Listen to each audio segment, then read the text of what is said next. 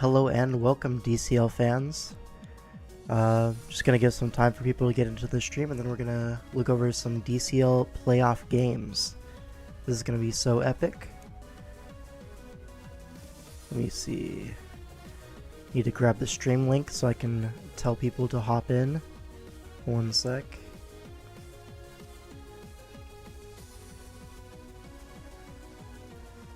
Is it here? Yeah. Alright.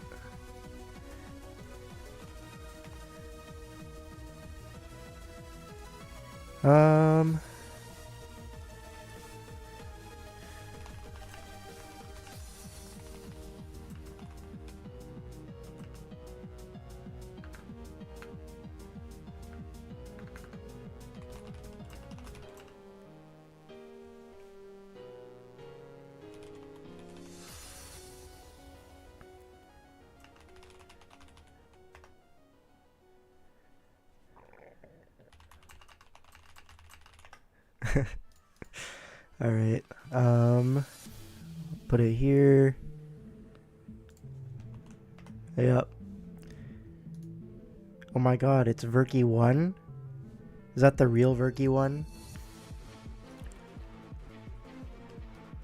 Big fan, by the way.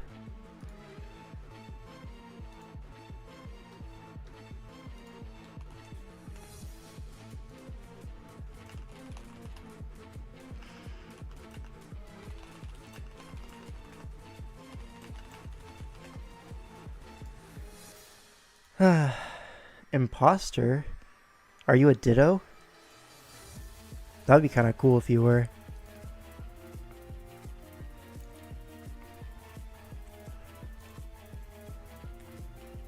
Or are you like Among Us kind of thing? That would be less cool.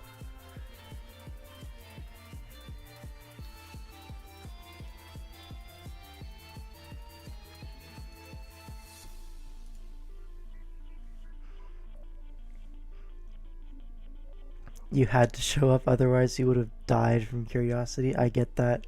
I get that so much.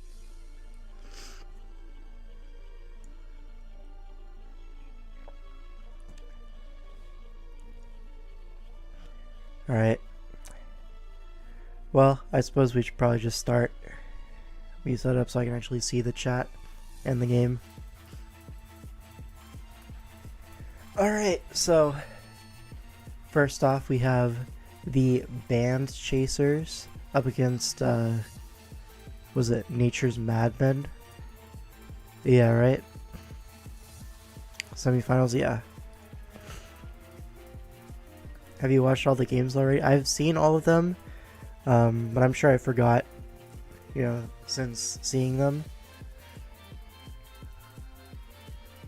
Alright, so Jesse504, I believe he's had like a pretty good run so far. Right?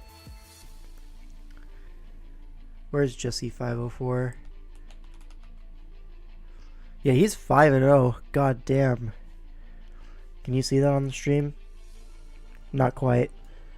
So you see this right here? This is Jesse504. So this guy's a beast. He's playing up against Lux, who's my guy, but Jesse's different right now. You watch a lot of games. How does it? Can't stay in there? Yeah. Yeah, head empty, no thoughts. So we have a Darkrai, Terra Wellspring, Terra Belly Bolt, and I know you see it, there's a Servine in this lobby. So Wellspring Mirror is interesting. Glamora T-Spike looks really annoying. There's no removal on Jesse's side, so you're probably going to see a lot of boots. Or like a Terra Poison on Belly Bolt. And then like you're choosing not to Terra your Wellspring. Alright, and then yeah, on the other side, let's see, what's the win con here for Lux? I feel like D-Knight could be a pretty solid win con here. Don't go over my game, I had cancer and my dad was calling me and the weather was bad that day. Oh, we'll get there, don't worry. So looking at the matchup, especially versus something like Glamora, I feel like you kind of have to Terra Poison your Belly Bolt unless you want to run literally like 3 boots here. And then Wellspring is still going to get poison no matter what. So, yeah. Ting Lu hazards as well. I feel like Lux just wants to set up hazards and click knockoff a few times with Scizor and Ogerpon, get rid of the boots. What if the Glamora is Corrosion though? Then this guy needs to get a reality check. I don't know. So Servine, right? What is Servine here for? It's just there to check the Wellspring, right? But you have a Dragonite and your own Wellspring, which is like low-key you could make it a switch in if you wanted to. Low-key though, low-key. I mean, either way, Servine and Ogerpon are both getting rocked by U-turn, so what can you do? That being said, Jesse's only water resist is Sinistcha and the Ogerpon. I guess that's perfectly fine, probably, right? Servine is here to take 60 from U-turn, or 90 from +2 Cudgel, yeah, approximately. Hello everyone in the chat. Let's see. I believe this is like the non-Terra Sinistcha team, right? It's Bellybolt on this team. So, not being able to change the type is a little bit unfortunate into like Dragonite, but other than that, it's like a pretty reasonable matchup into the rest. Maybe Ting Lu payback, you'd prefer to be resisting that, like Terra Fairy or something like that, but it's all good. Darkrai here, you have to deal with a Ting Lu and a Wellspring, so probably just going to be a Hypnosis set. There's not really too much else to be done in this matchup. Maybe a Trick set, but Trick and Ogerpon is not necessarily the greatest if Lux decides to go for like a bulky Ogerpon as a switch in rather than Ting Lu. Although you have to imagine it's Ting Lu, right? Lando looks really, really good here actually. EQ Stone Edge U-turn. You can make it your rocker, or Jirachi can be the rocker, that's fine either way. Yeah, I think it's just, how is Jesse going to play around the hazards? I think that's like Lux's biggest strength in this matchup. Let's find out. Right, and yeah, this is the Poison Bellybolt. And Lux's other Terra, I don't even know. It's probably just going to be Ogerpon, right? Is that King 05 my goat? Yes, it is. Perchance. Imagine not doing tie breaks. That wasn't playoffs, bruh. Sludge Bomb beats both Darkrai checks. Are you sure about that? Pain. Look, you did what you could. I get it. Alright, Ogerpon into Ting Lu lead. This is good for Jesse, obviously. Gonna have to get out of there. Sacks the multi-scale immediately. No, Spike goes up and then sacks the multi-scale. So, Dragonite's gonna get a free turn here. Dragon Tails out the Jirachi. Not really too consequential as Darkrai comes in. This is a free Ice Beam. I don't know why we're going Ting Lu here. It only takes 32, but this is good chip. Like a Spike and an Ice Beam. Should have made playoffs. Yeah, do better next time. I'm scared if you manage to do better next time. That would be generational. Ting is goated. Yeah. Alright, Lando comes in on the rocks. Probably going to see a rocks trade here if I... Oh, a taunt. Trying to catch the Whirlwind, but catches a Ruination instead. So, obviously good turn for Lux there. And now Dragonite's going to go on rocks. Yep, rocks. So, taunt, rocks, U-turn, and EQ. So, this Lando's actually walled by Dragonite. I thought it would have Stone Edge, but it has taunt instead. We're going to see if that decision comes back to bite Jesse. But Dragonite is able to restore the multi-scale as Jirachi comes in. Wants to get out of there, fearing like a T-Wave or Iron Head or something like that, because you don't want to get flinched. An Ice Punch, that's going to nail the Ting Lu on the switch, but not quite a 2-hit KO. What a fat mon. Alright, Landers does come in now, as a Ruination comes out, and you're probably just going to see a U-turn here. And we do see the Dragonite multi-scale does get broken again.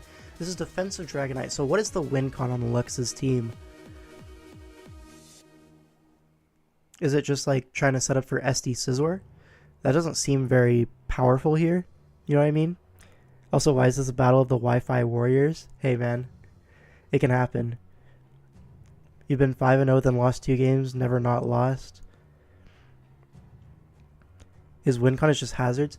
Yeah, but like, it's so obvious that we're probably going to see Boots Sinistra plus Boots Belly Bolt, right? Is that not like pretty reasonable prep here into like T-Spikes? I guess if you're planning on Terra Poisoning the Belly Bolt 100%, you're back from the House of Mousehold. Yep, I'm back. Back like we never left. So what is the win con here? I'm really struggling to figure this out. You're trying to win with Ogre Pawn, I guess? But, I don't know, it doesn't seem the most reliable thing. Because, like, Sinistra is going to be max defense. And the whole point of Servine here to knock off Boots. No, you have knock off Wellspring and knock off Scizor for that. You don't really need the Servine. It's literally just there to take an Ivy Cudgel, right? But you have Fizz-Def Dragonite, so what are we doing here? I feel like it's just a dead slot at that point, no? Hold on. So we see a U-turn on Dragonite. Jirachi comes in, has Ice Punch. We know this. Looks like Jesse's just going to fish for a freeze here, potentially. Does not get it, but that's fine. Sinistra comes in. It's not Boots.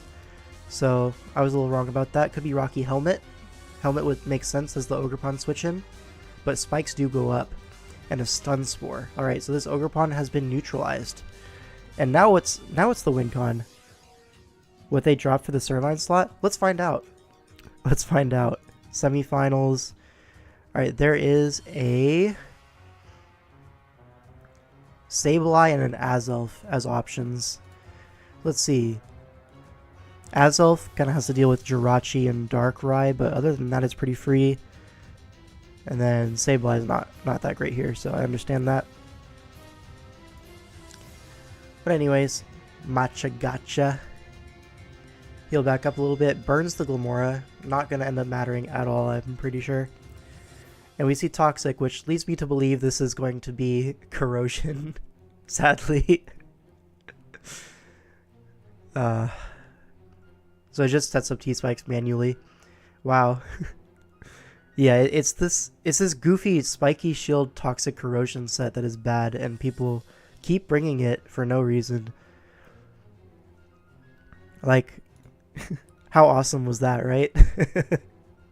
Yeah, I think Azelf was probably perfectly fine here. You could be like Scarf U-turn, outspeed the Darkrai if you want, rack up hazard damage on the switches, kind of thing. Look at the T-Spike is up, what's the problem? You took a turn to do it, you know? Could have had that for free. Anyways, Servine comes in, takes 2 hazards. Fire Punch. Alright, knocks off the Jirachi's heavy-duty boots. And we're just going to go for the flinch here. Does not get it, but this is fine. Literally not even threatened at all. Can just sit here and, yeah, just fish. That's 2. Fire Punch, not quite in range. Not quite, but yeah, this Servine has to switch at some point. Tinglu comes in on the sack. It's Scarf Darkrai. I mean, sure, but like, even then, it's still fine. Scarf Azelf wasn't really an issue to... Yeah, but is Servine an issue? Like, this is what we're comparing it to, right? So, I don't know. It's kind of like Coughing Baby versus Coughing Baby. Anyways, Ogerpon comes in, is gonna not get paraflinched, so just breaks out turn 1. And now Belly Bolt is going to Terra Poison and just Volt out of there. Gets the para there, so unlucky, but what are you gonna do? Landers comes in. This is probably just gonna be a U-turn. Yeah. Never let up the pressure. Belly Bolt absorbs the T-Spike, but that's only really gonna affect the Ogerpon at this point, so yeah, and the Belly Bolt is Boots, as we can see. So Toxic, funny, when you Terra Poison, your Toxic is 100% accurate now. So that's like so epic. Typical Blitz complaining in chat if you noticed. I did not notice what happened. Okay bro, for surely. What a beast. Infinite value achieved, yeah. So a sack on the Scizor, and you see Scizor is also knock, trying to get rid of the Boots as much as possible. Probably expected the Belly Bolt there, but yeah. Ivy Cudgel does 64, puts this in range of hazards, right? This wasn't Boots, right? It took hazards. Yeah, Scizor took hazards. So now The Scizor is basically traded for the Ogre Pawn, but Sinistcha is here.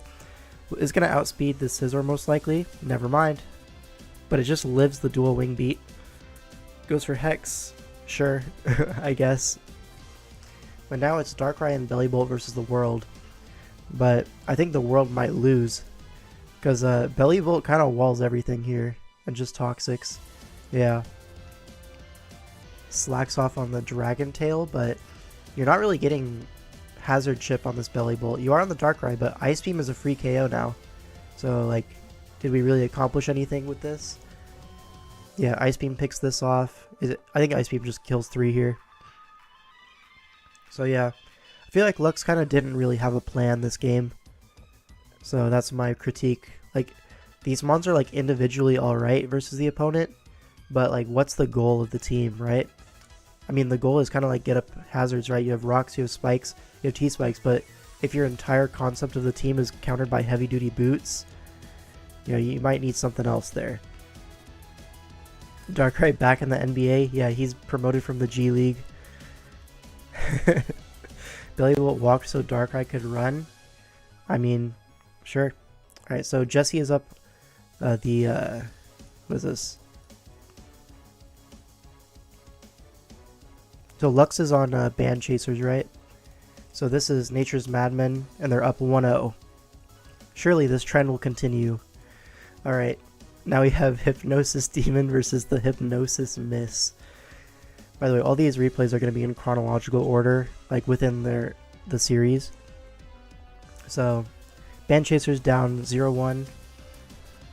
And this is Kaif, Hypnosis Demon, famous for spamming Hypnosis this whole season. Big Smogon won't like this, yep. And then the Hypnosis Miss, who is this? It is TDNT. Alright, so a Smogon player.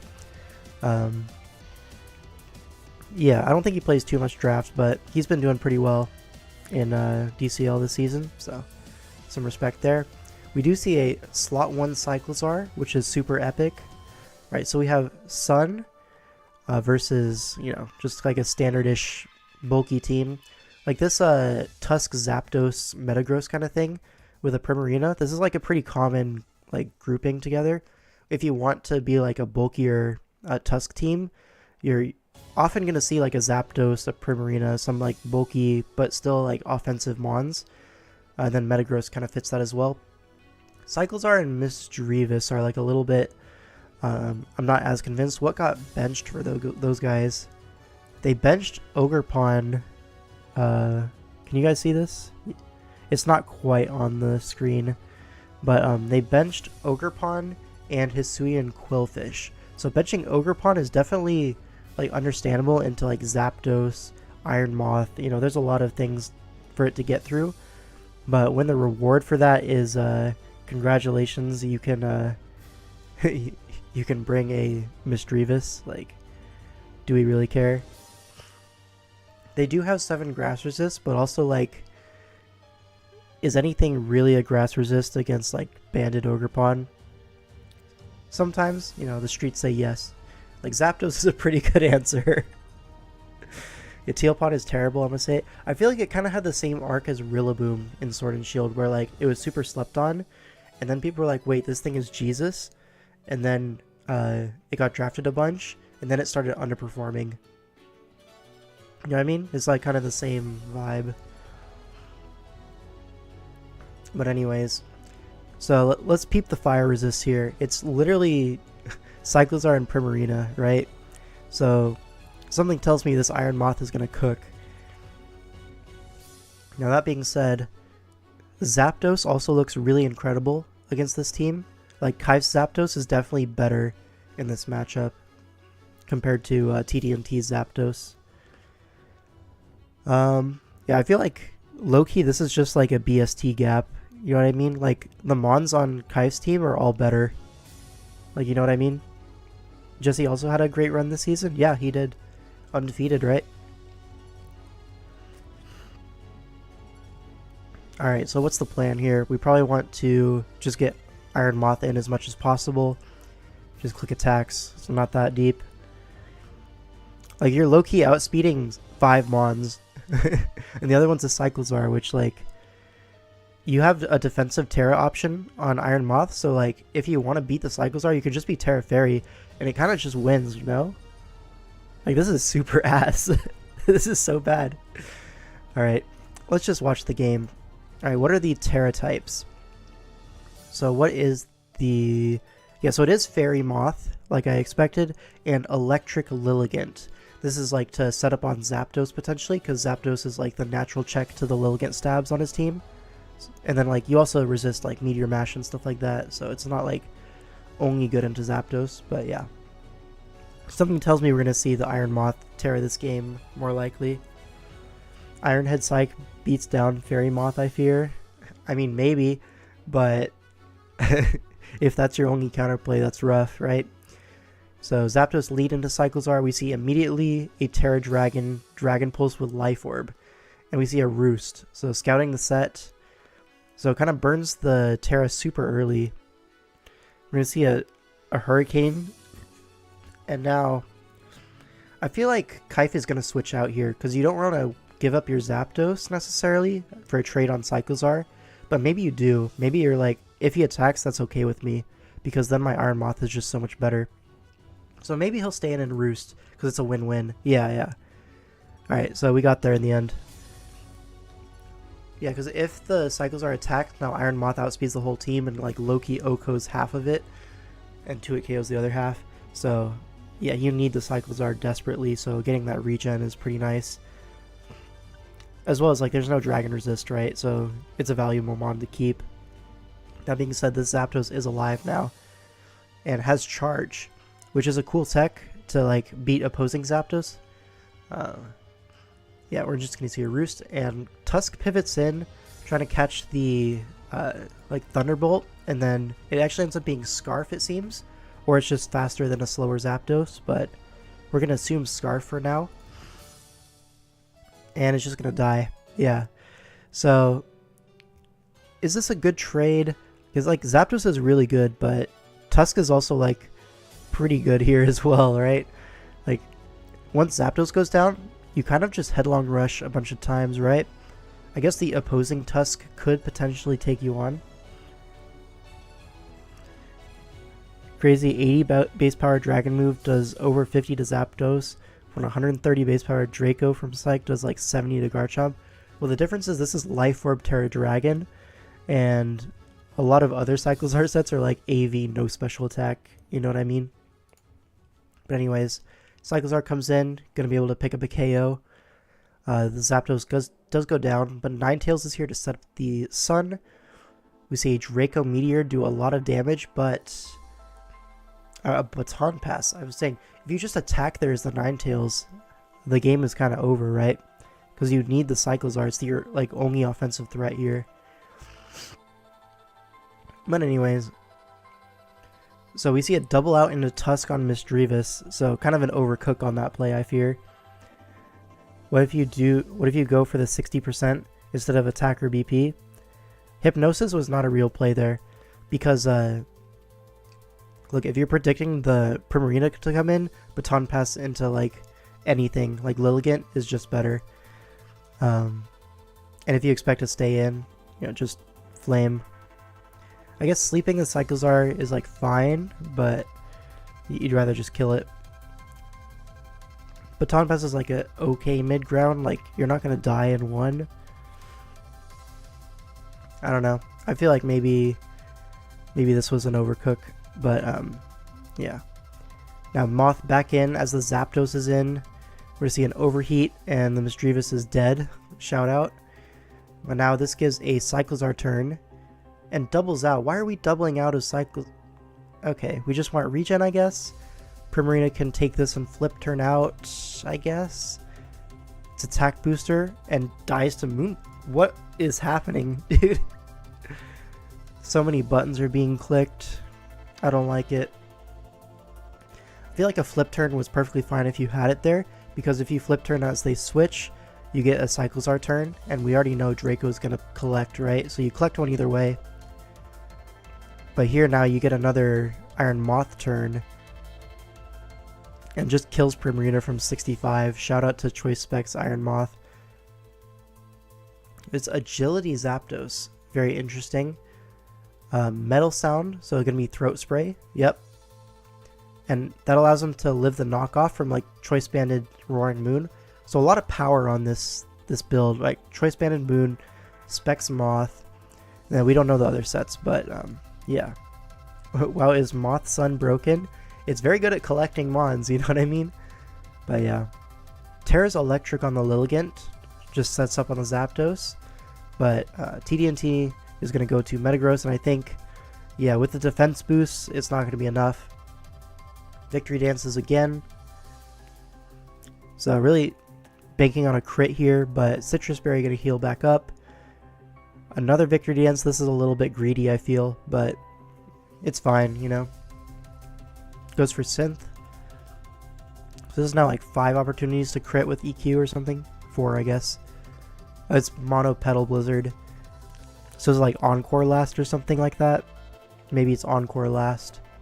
That would like low-key make sense here. But yeah, this is just gonna sweep, I think. Custap Explosion doesn't kill. But yeah, there's nothing that he could do here. Literally just Synth on Zapdos. At +4, it might even just kill as well. And then Psychozarp, you know. Yeah, we're cooked here. Alright, let's move on. So now the series is 1-1. Alright, now we have like probably one of the more heavyweight matchups, right? Odin versus iPro. Odin is like off the back of a really incredible DPL season. And iPro is having a phenomenal season this DCL.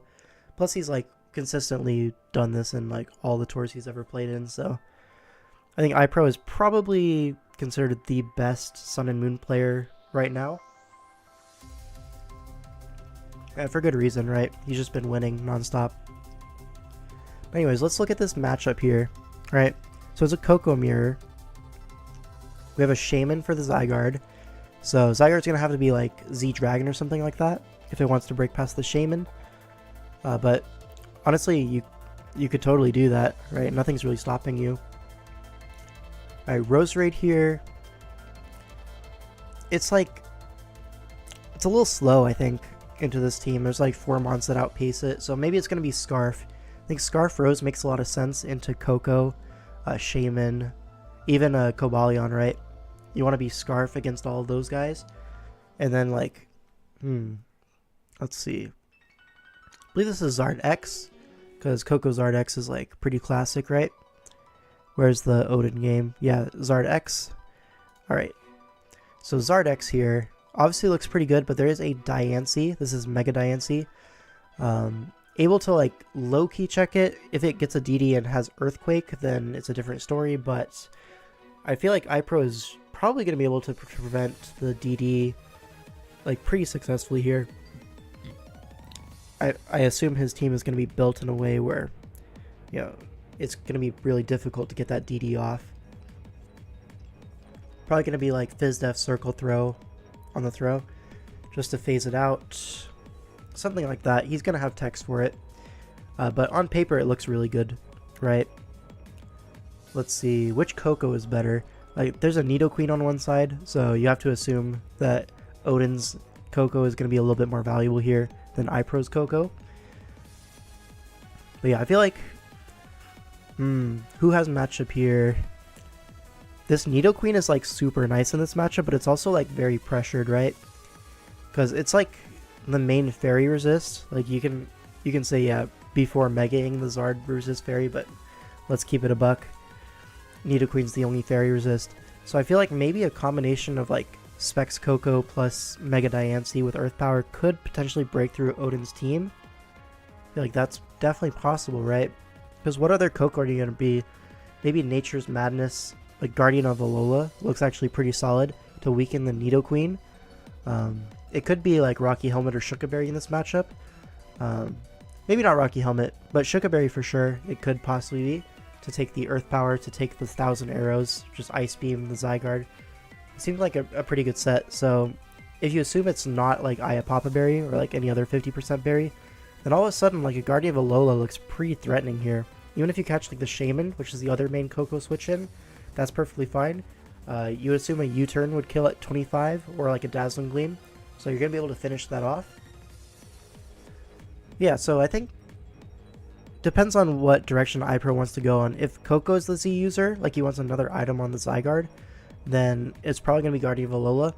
But if the Zygarde wants to be Z Dragon for the Shaman, which is perfectly reasonable, then Coco is probably just going to be like Taunt, Nature's Madness, maybe Light Screen, something like that. Just to like prevent hazards from going up against it. Nature's Madness, the Nidoqueen, which is important for Diancie and Roserade. And then maybe set up a light screen to ease like the DD on Zygarde, something like that. A few potential combinations there. Another possible screen user is Mesprit, but I'm a little bit less convinced of that in this matchup. We'll have to see, but I feel like it's a little bit slow to get up the screens. It's going to get hit first before the screens goes up, as Odin's team is like pretty naturally faster than the Mesprit, so I don't know how successful that's going to be. And it's probably just going to be rocks here, right? Maybe you could justify double rocks with Diancie and Mesprit both carrying rocks because, you know, that Zard is really important to chip, right? But that being said, I kind of doubt that. iPro does really enjoy his setup, so you have to imagine the Diancie is going to be like Calm Mind or something like that. Calm Mind actually looks really solid here overall. You're able to live one from a defensive Nidoqueen for sure. Coco's going to have a hard time revenging you if it's not Iron Head. Holy yap. Yo, shut up, man. Drifblim, I'm not too sure what he's doing here. He looks very dead. But that's alright. Fine, we'll get on with it. I don't even think either player thought this much about the matchup. Well, I'm just different, I guess. Who dare at me on Discord? One sec, I gotta handle this. Alright, we're so chill. Alright, Cobalion lead into Roserade, rocks are going up, and a Stun Spore. So this is not Scarf Roserade like I thought. But it's just going to miss a Stun Spore, go for a Spike, and an HP Fire. So actually some pretty reasonable progress done by this Roserade, even though it missed the Stun Spore. Got a Spike up and chip the Cobalion in range. So that's pretty nice. And then, let's see. Another Iron Head, obviously going to take out the Roserade, but now Coco's going to come in to revenge this Cobalion. Dazzling Gleam, yep. Now Nidoqueen comes in. It's like low-key a free T-Spike here, no? I guess you don't really necessarily run T-Spike into Roserade, especially if you're carrying Shadow Ball. You know, that's a lot of coverage to fit T-Spike's 3 attacks kind of thing. Especially when this is your rocker, right? No, Cobalion's the rocker. So, is this like Life Orb Nidoqueen and that's like AV throw? It could be. Let's see, Charizard comes in on the throw as Diancie comes in, so Expert double by iPro. And Nidoqueen comes in and rocks go up, so offensive rocker. Now if this is the rocker, right, is Mesprit Choice Scarf? Because like low-key the Psychic Resists are really poverty, right? So maybe Choice Scarf Mesprit, right? Because it's not the rocker. Yeah, could be. Alright, anyways, definitely AV throw. Taking never mind. It's just raw Spadef. Maybe it's not Life Orb Nidoqueen then. I don't know. It's like very... The Psychic Resist? There isn't one. That's what I'm saying. Alright. Anyways. Yeah. Alright. So Reflect comes up. We're going to see some screens. But with rocks up, Charizard isn't going to be really hard to set up here. Looks like these Cocos just beating each other with wet noodles. Odin's Coco wins, very epic, but now Zygarde is in with a light screen, does 25% with Dazzling Gleam, very poverty. Now Shaman comes in, but looks like one turn too late. Never mind, it's red card. Why did we E-speed? But I don't know, I guess, sure. Maybe it's like a super slow Zygarde. Wouldn't outspeed the Coco at +1. Anyways, Drifblim comes out. Are we going to see like a defog here? No. So is this Zard just dead to rocks or what? Goes for a Shadow Ball. Yeah, this is rough, man. I think you're just goobed. Like, doesn't this just get Earth powered? Psychicked. Yeah, so Psychic is going to cover the Shuka Berry Nidoqueen, which is obviously much more likely than, you know, Pyappa. So good bring on his part. Yeah, because Moonblast is strong enough into Cobalion anyways, you don't mind. And it looks like Diance's just going to win. Yeah, so obviously Zard looked really amazing here, but it ended up not getting a single turn in this game. So iPro just like, with a much faster pace. Is iPro the best ever? Nah, that's me. Humble. Anyways, so now what? Band Chasers are up 2-1. Let's look at this next one. Glaze. Yeah, the self glaze. I'm so good, man. I'm so good. Anyway, so now we have High Jump Sean, who's had a really excellent season so far. And all my fellas, is this Yurdunk? Is this the Yurdunk game? Yeah, this is Yurdunk. So Yurdunk is using this like Samurott Gouging Fire team. I saw someone in DFL kind of like low-key copy this draft like 1-for-1. You know what I mean? But yeah. Anyway, sorry man, we're watching it. But anyways, so this team that Sean's using has a Fortress and it's benched. That makes me happy because I hate Fortress. Alright, Greninja, let's see. Not a lot of Greninja counterplay, so we're probably going to see like a defensive Terra on Torn maybe, or like an AV Samurott. Could be a Scarf Samurott as well, or you could try to save the Disguise on Mimikyu for the Greninja, but that doesn't seem like the most reliable thing. Yeah, low-key though, Mimikyu looks really excellent in this matchup. Like, the speed tier is really good, the stabs are like really good. Just like run SD, dual stab plus Shadow Sneak, right? Maybe you run a Wood Hammer for the Rotom Wash. Like Wood Hammer, probably Play Rough and Shadow Sneak. That seems pretty reasonable. There's a Fortress on the bench. Yep. And it's on the bench, yeah. Busted, yep. So, hopefully Mimikyu does good things here. But, yeah, I'm kind of like a doubter, you know what I mean? So, Gouging Fire here is probably going to be like a Breaking Swipe set if I had to guess. Try to 1v1 the Tinglu that way. Like Morning Sun, Breaking Swipe. Is it going to work? Probably not, but it also allows you to like low-key beat physical Dragonite. If you're like a max HP, like very bulky. Just skip past, please. Nope. Let's see. So Torn is kind of like having to deal with Tinglu plus Rotom Wash, which is rough. How's the Samurott looking? The Samurott's looking pretty good, honestly. Yeah, I think this is like a pretty reasonable Samurott matchup. Ceaseless Edge is like a very free click. The only Dark Resist don't really like coming in. Like Tinglu is just going to get Aqua Cutter the next turn. Then obviously Greninja is not exactly a switch into Samurott, it's usually the other way around. But man, this Rotom is pretty pressured, I think.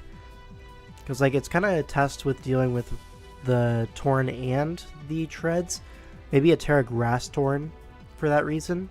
Good into Greninja and into Rotom. And into Tinglu, right? So, yeah, that's pretty reasonable. We'll have to see. The Uxie, though, I feel like it's just going to get overwhelmed super fast this game. Maybe get up rocks and, like, maybe a U-turn, maybe a yawn, something like that. Nothing too major. On the other side, though, I think it's all about, like, getting through that Uxie and then that Disguise, and then after that, the team's going to start to fall over, right? Yeah, let's get into it. Alright, what are the Terra types here? So we have Terra Fairy on the Iron Moth. And on the Sinistra is Terra Steel. And it is Grass Torn, like I said. And is there another Terra user here? Probably not. Right, it's probably on the bench. Alright, Dragonite lead into Samurott dash Hisui. Gets up the spike turn 1 as a Keyberry pops and the Dragon Dance goes off. So, uh-oh. Goes for Outrage. Immediately, not quite 2-KOing the Uxie actually, because Citrus Berry. I lied, it 2-KOs the Uxie. Remember what I said about it's all about getting through the Uxie and then breaking the disguise? Step 1 has been achieved.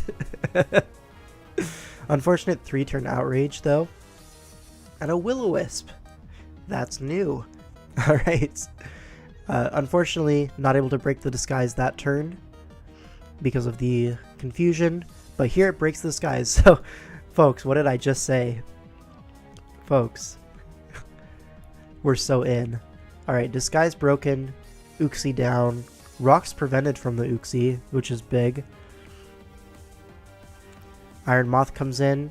Fiery Dance. Shadow Claw comes out, does 34%, so a very bulky Iron Moth. Either that or it's like Timid Mimikyu. And it looks like, is this Scarf Treads and then like a Scarf Moth, or or what? Yurdunk, please explain. please share with the class.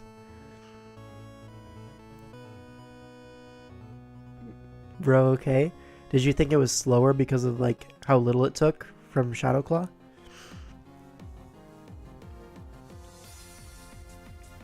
So you're gonna revenge with your AV Samurott? But it got 2 fiery boosts, yeah. So you wanted to bluff Scarf to force it out. Did it work? Did it work?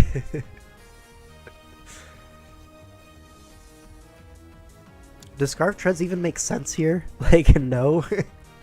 No, right? It's just bad.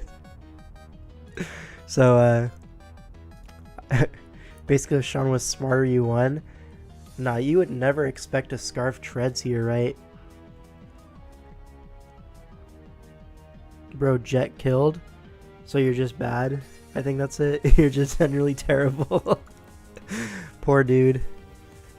Bleak Wind, that's not gonna kill. Yeah, this is a goobing. Aqua Jet. Rotom Wash comes in. Just gonna Volt. Gouging Fire. Sinistra's in. And now what?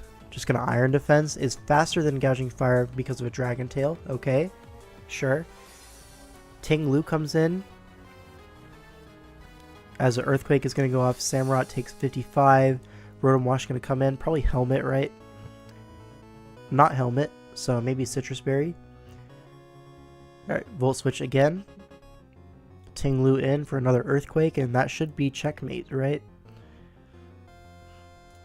And if they Terra Cha, can't Terra. Jet and Bleak Wind still killed. Oh yeah, because it was Terra Fairy, right? So you're scared of that. I mean, if I'm them in front of the Samurott, I'm taking that trade, right? Terra to kill the Samurott. You'd only really be worried about like Scarf Samurott, right? Which Loki, it could be Scarf Samurott here. And then Torn literally wins. Does it? I don't know. Is it like AV? I could see AV winning for sure. Yeah, Grass Torn is good, but like Greninja Ice Beam, right? If it's Protean. Unless you're AV, right?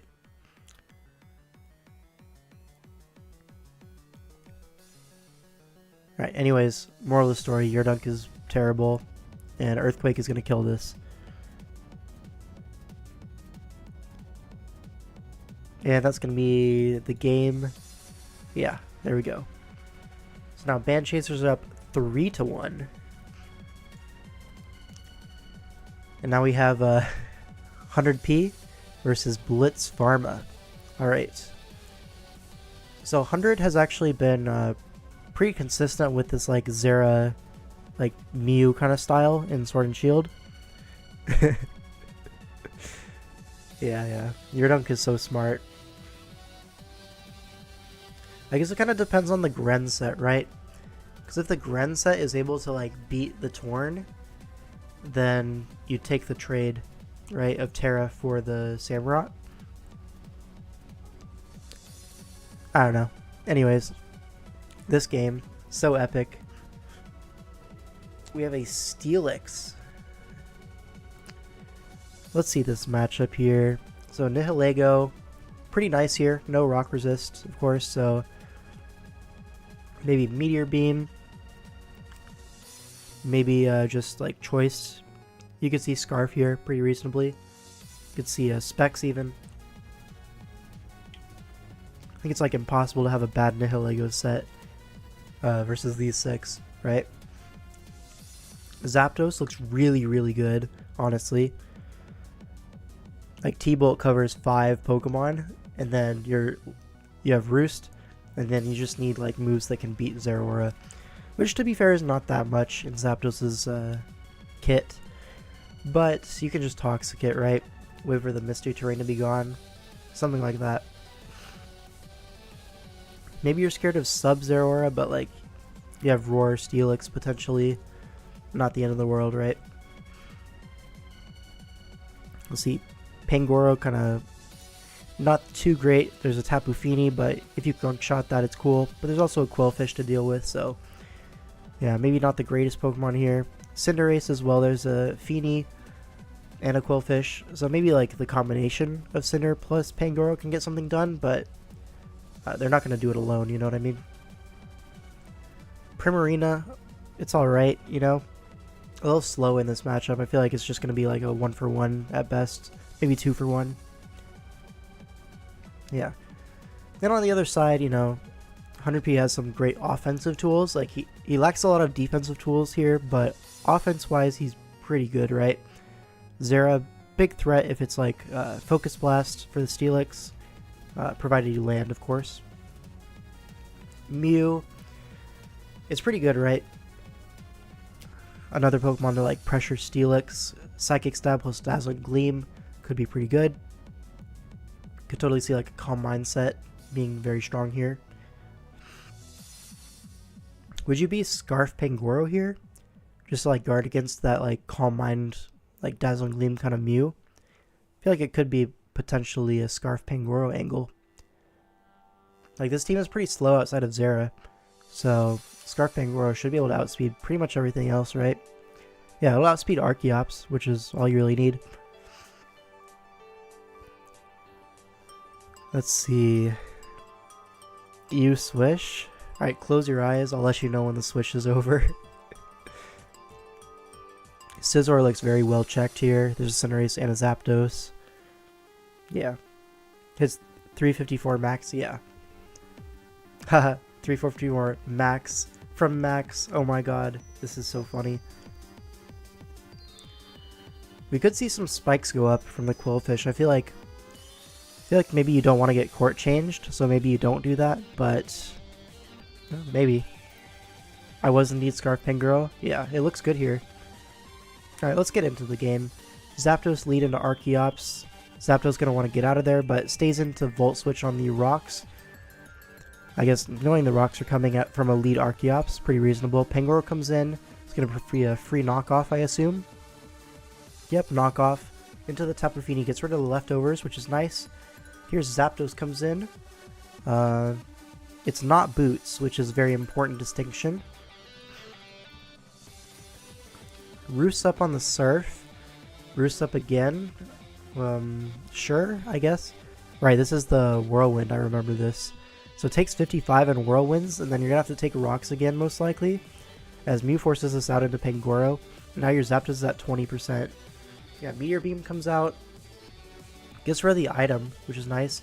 And Vacuum Wave, so unlucky, right? That crit.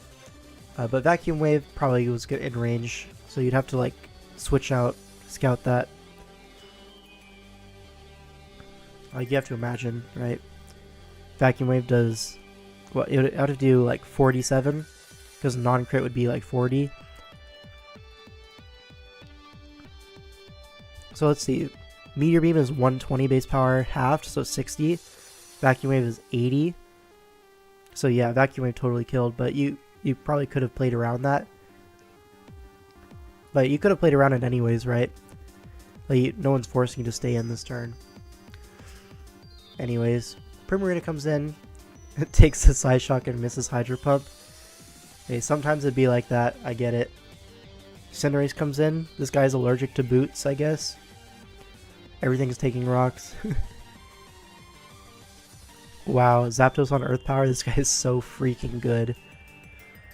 Meteor Beam into Vac, you survived without the crit. I mean, look, I'm not calling you a liar, but... So Pangoro's at 88.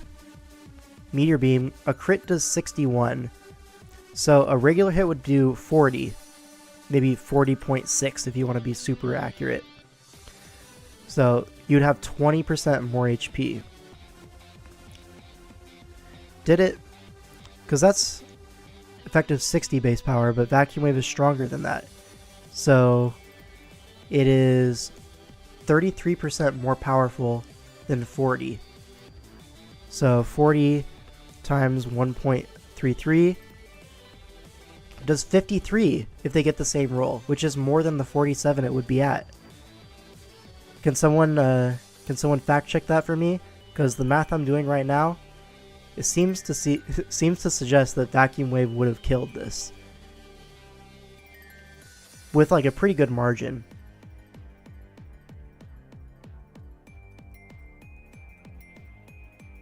Can someone double check that? Let him cope in peace. My bad. We can move on. It's cool. Psyshock puts it in Torrent, so this would have blown up the Mew for sure, but unlucky. Had a little bit of... I'm using your own bulk in the calculation, man. Just talked to Pangoro. He told me he lived for sure. Bet. Alright, so this Mew is going to kill like 1 million Pokemon. Now, Nihilego comes in, picks off the 1% Archeops, gets a speed boost, but Mr. Scizor is here.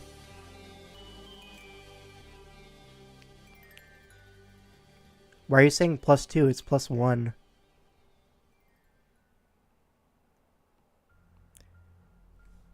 Aster, your calc is wrong.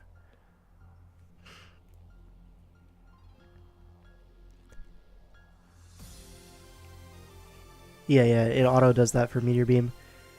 But if you take the roll that he got for Meteor Beam and then translate it into Vacuum Wave, it would have killed.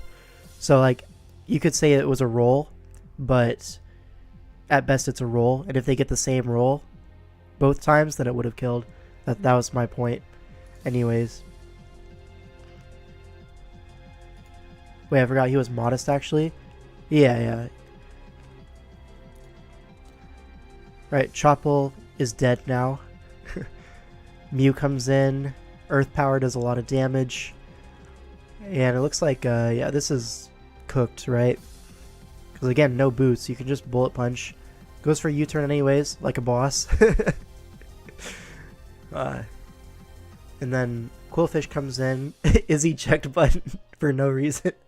Well, okay, this is a very roundabout way of winning, but cool, I guess. Backpedaling? Nah, not here. Not in my chat. Alright. Anyways, now the Band Chasers are up 4-1. If Nature's Madmen want to come back in the series, they need to tie it up 4-4 and then win in tie breaks. But they have to deal with Genius X now. And that's tough, right? So Sablo versus Genius X. Let's look at this matchup real quick. We see a Registeel as like one of the main defensive pieces, but Registeel doesn't look that great here. Like, it kind of like soft checks a lot of things, but it doesn't look that good, I think. Didn't Madmen start 1-0? Yeah, they won the first one. Shout out Jesse504. Yeah, I feel like Registeel is just gonna be like rocks and then like try to T-Wave something if you can. Maybe Earthquake the Nidoking Nothing too major.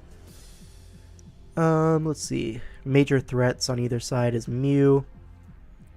Which Mew is better? I feel like...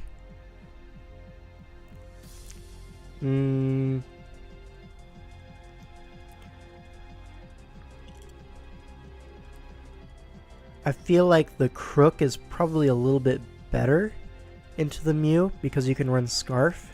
And Scarf Crook looks like really powerful into Sablo's team. Like, I really like Scarf Crook here. Did you know Lives lost? Not quite. The switch is over. Yeah, you can open your eyes. It only went downhill after the VGC game. TOL.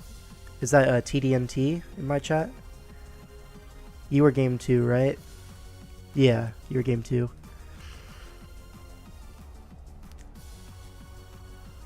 Alright, so... imagine leaking. Yeah, I feel like Sablo's Mew should in theory be a little bit better, but they're both like pretty well contained, right?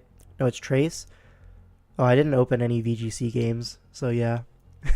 My bad.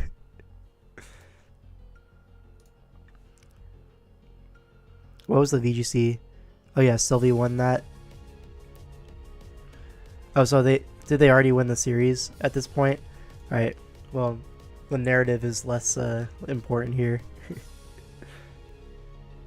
Yeah, I totally forgot about VGC, because, like, I don't want to watch that, you know what I mean? Sorry.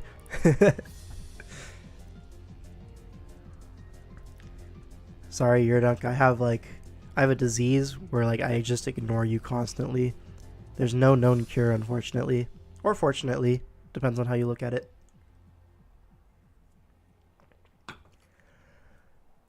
Are you going to cover our finals games? Yeah, we're going to do all the playoff games. I have quite a bit of time to fill up here. The Sylvie Trace shit was unwinnable for Mad Men. Was it? I'm not going to lie. I probably didn't watch as much of the VGC games as, like, I maybe should have. I, like, only watched my own team's VGC. But anyways. Blastoise Mirror, Mew Mirror. You have, like... your dark type. It's like pretty similar structures, right? You have the offensive fire. Crobat versus Thundurus. It's like, sure. You don't think it was unwinnable? Whatever. Apparently we got hacked, so I'll believe it. Yep.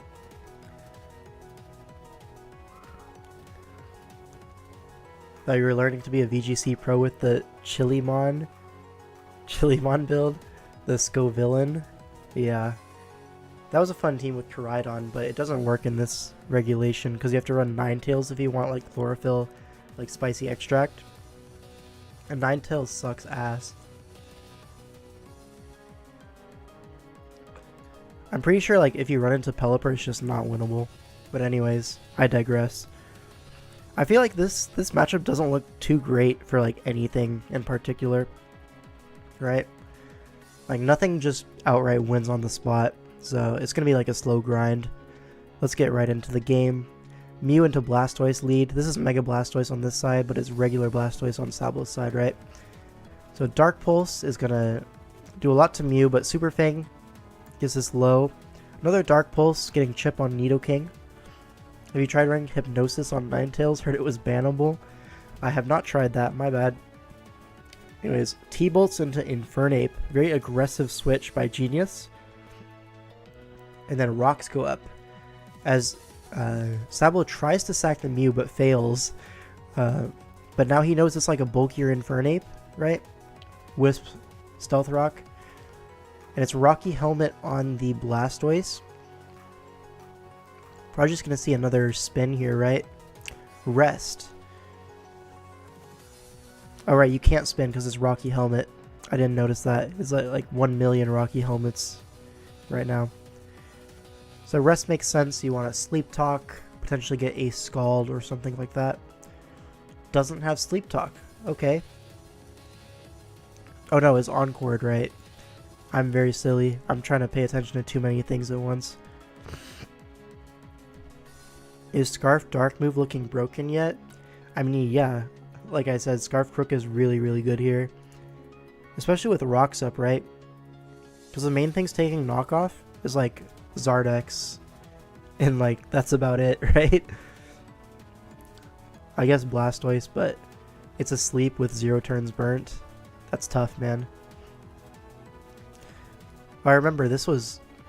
I'm just letting it play while I'm talking, my bad. So Spiritomb comes in on Mew, Nasty plots up. Do we see a Dazzling Gleam? We do not. We see a Trick Choice Band. That's interesting. And then Mew gets sacked, but a Wisp is clicked. So now Nidoking comes in, sets up T-Spikes. Interesting. Genius is just going to sack this Infernape here. Crobat comes in, Brave Birds. Pretty reasonable. Blastoise comes in. I don't know about that.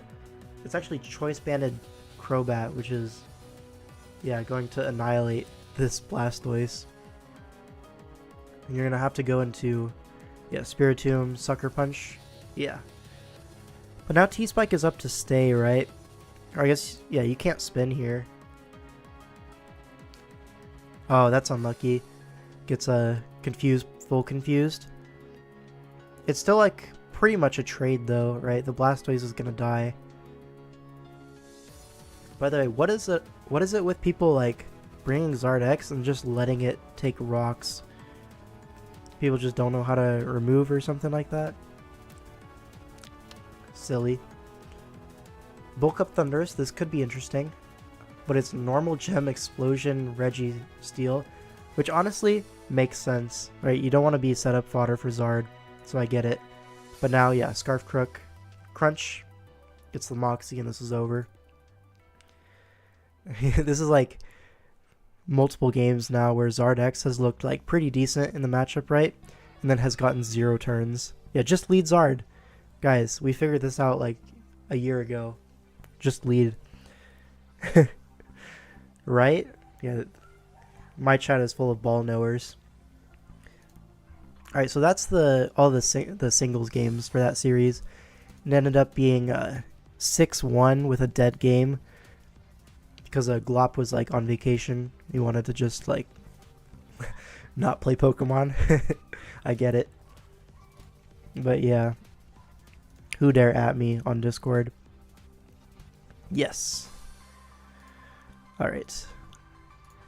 So now, this series is over. Chasers vs. Mount. Obviously, this was kind of an obliteration by Band Chasers. Like, fight back. Come on, guys. Let's see. Let me adjust this so you guys can see all of the thing. So this 100p game, I feel like a little bit of a robbery, right? Maybe not like a robbery, that's like a strong word, but the hacks was definitely in 100p's favor. And I feel like that matchup was probably favored to Blitz, right? Like low-key. Crazy to think if I had played that game, it would have been the first time you've reviewed one of my games. My bad, bro. Was it Money Guy? I would die for an at from Money Guy. No, it was actually from Dougal, my goat. I think my game and Odin's game were both winnable, and then we'd have to rely on Glop. Yeah, I agree. I think, yeah, Blitz's matchup was definitely favored in this. But hacks made it very, tough. VGC, allegedly y'all got smoked. I'm gonna just allow that to be the narrative. Genius vs. Sablo, like, Genius just played better. So that one was deserved. iPro, again, just played better. Jesse, my goat. This game, I feel like, yeah, Kaif had like a very strong matchup here. But I also don't think TDNT played like the best he could in that game. I don't know. At a certain point, there's not too much you can do about it. So I understand. But yeah, this Sean game was definitely winnable for sure. So yeah, I think deserved victory from Band Chasers, all things considered. And now let's move on to the next series, which is going to be Trick of Eye versus the Infernal Armory. Wait, what's that? a King 05 game. Oh? Alright. Oh, it's me. Yeah. Me too, bro. Me too. Well, let's do it from the GOAT's perspective, right? And the guy hosting the stream, I guess. Who's the handsome player on the opposing side? That is TJ. Nah, I'm just kidding. He's Irish. Nah. Jokes, jokes, jokes. Anyways. So this team... So now that it's Infernal Armory games, I can actually start giving some more context, at least about one of the sides, on like the sets and like why they were brought. I will be going off memory though, so we'll see.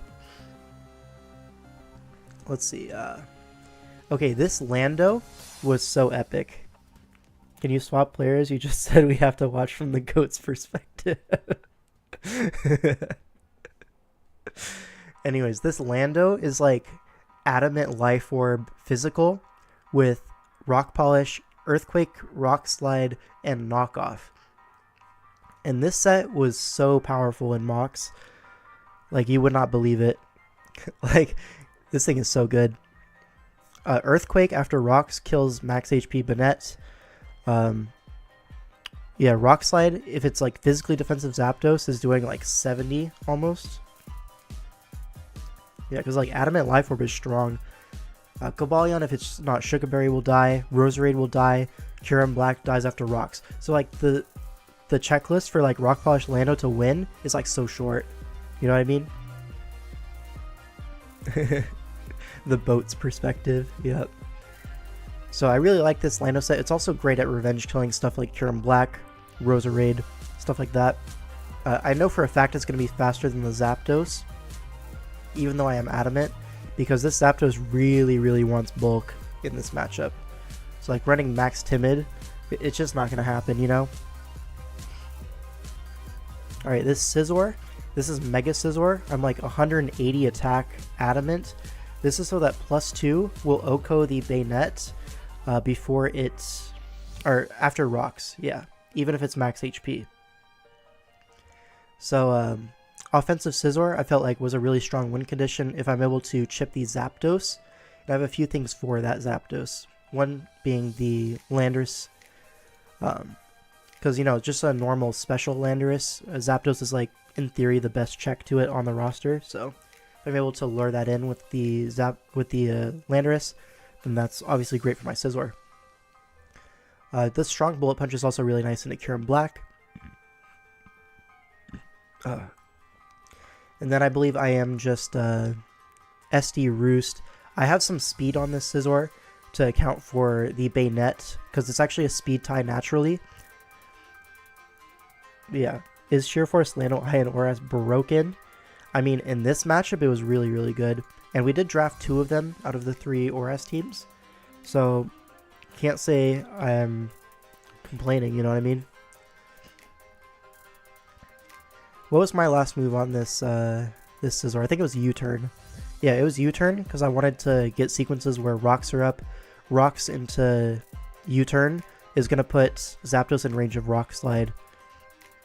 Most of the time anyways, I'm pretty sure. So that was a sequence that I wanted to happen. Risking the static is a little bit, you know, sad, but the little bit of chip is actually like important in that sequence. So yeah. Yeah, you had nothing for Cabal. I wonder what that will entail. Yeah, for a long time in Mox I had Brick Break as my last move on Scizor, just because I wanted to hit obviously the Cobalion and then not get my attack dropped by Superpower. And also just one-shots Grand, right? So it's like multi-purpose on that move. But then I did some Mox with U-turn, and Rocks plus U-turn is just like really good at making progress here. Paralyzed SD Sizz is still super threatening here regardless.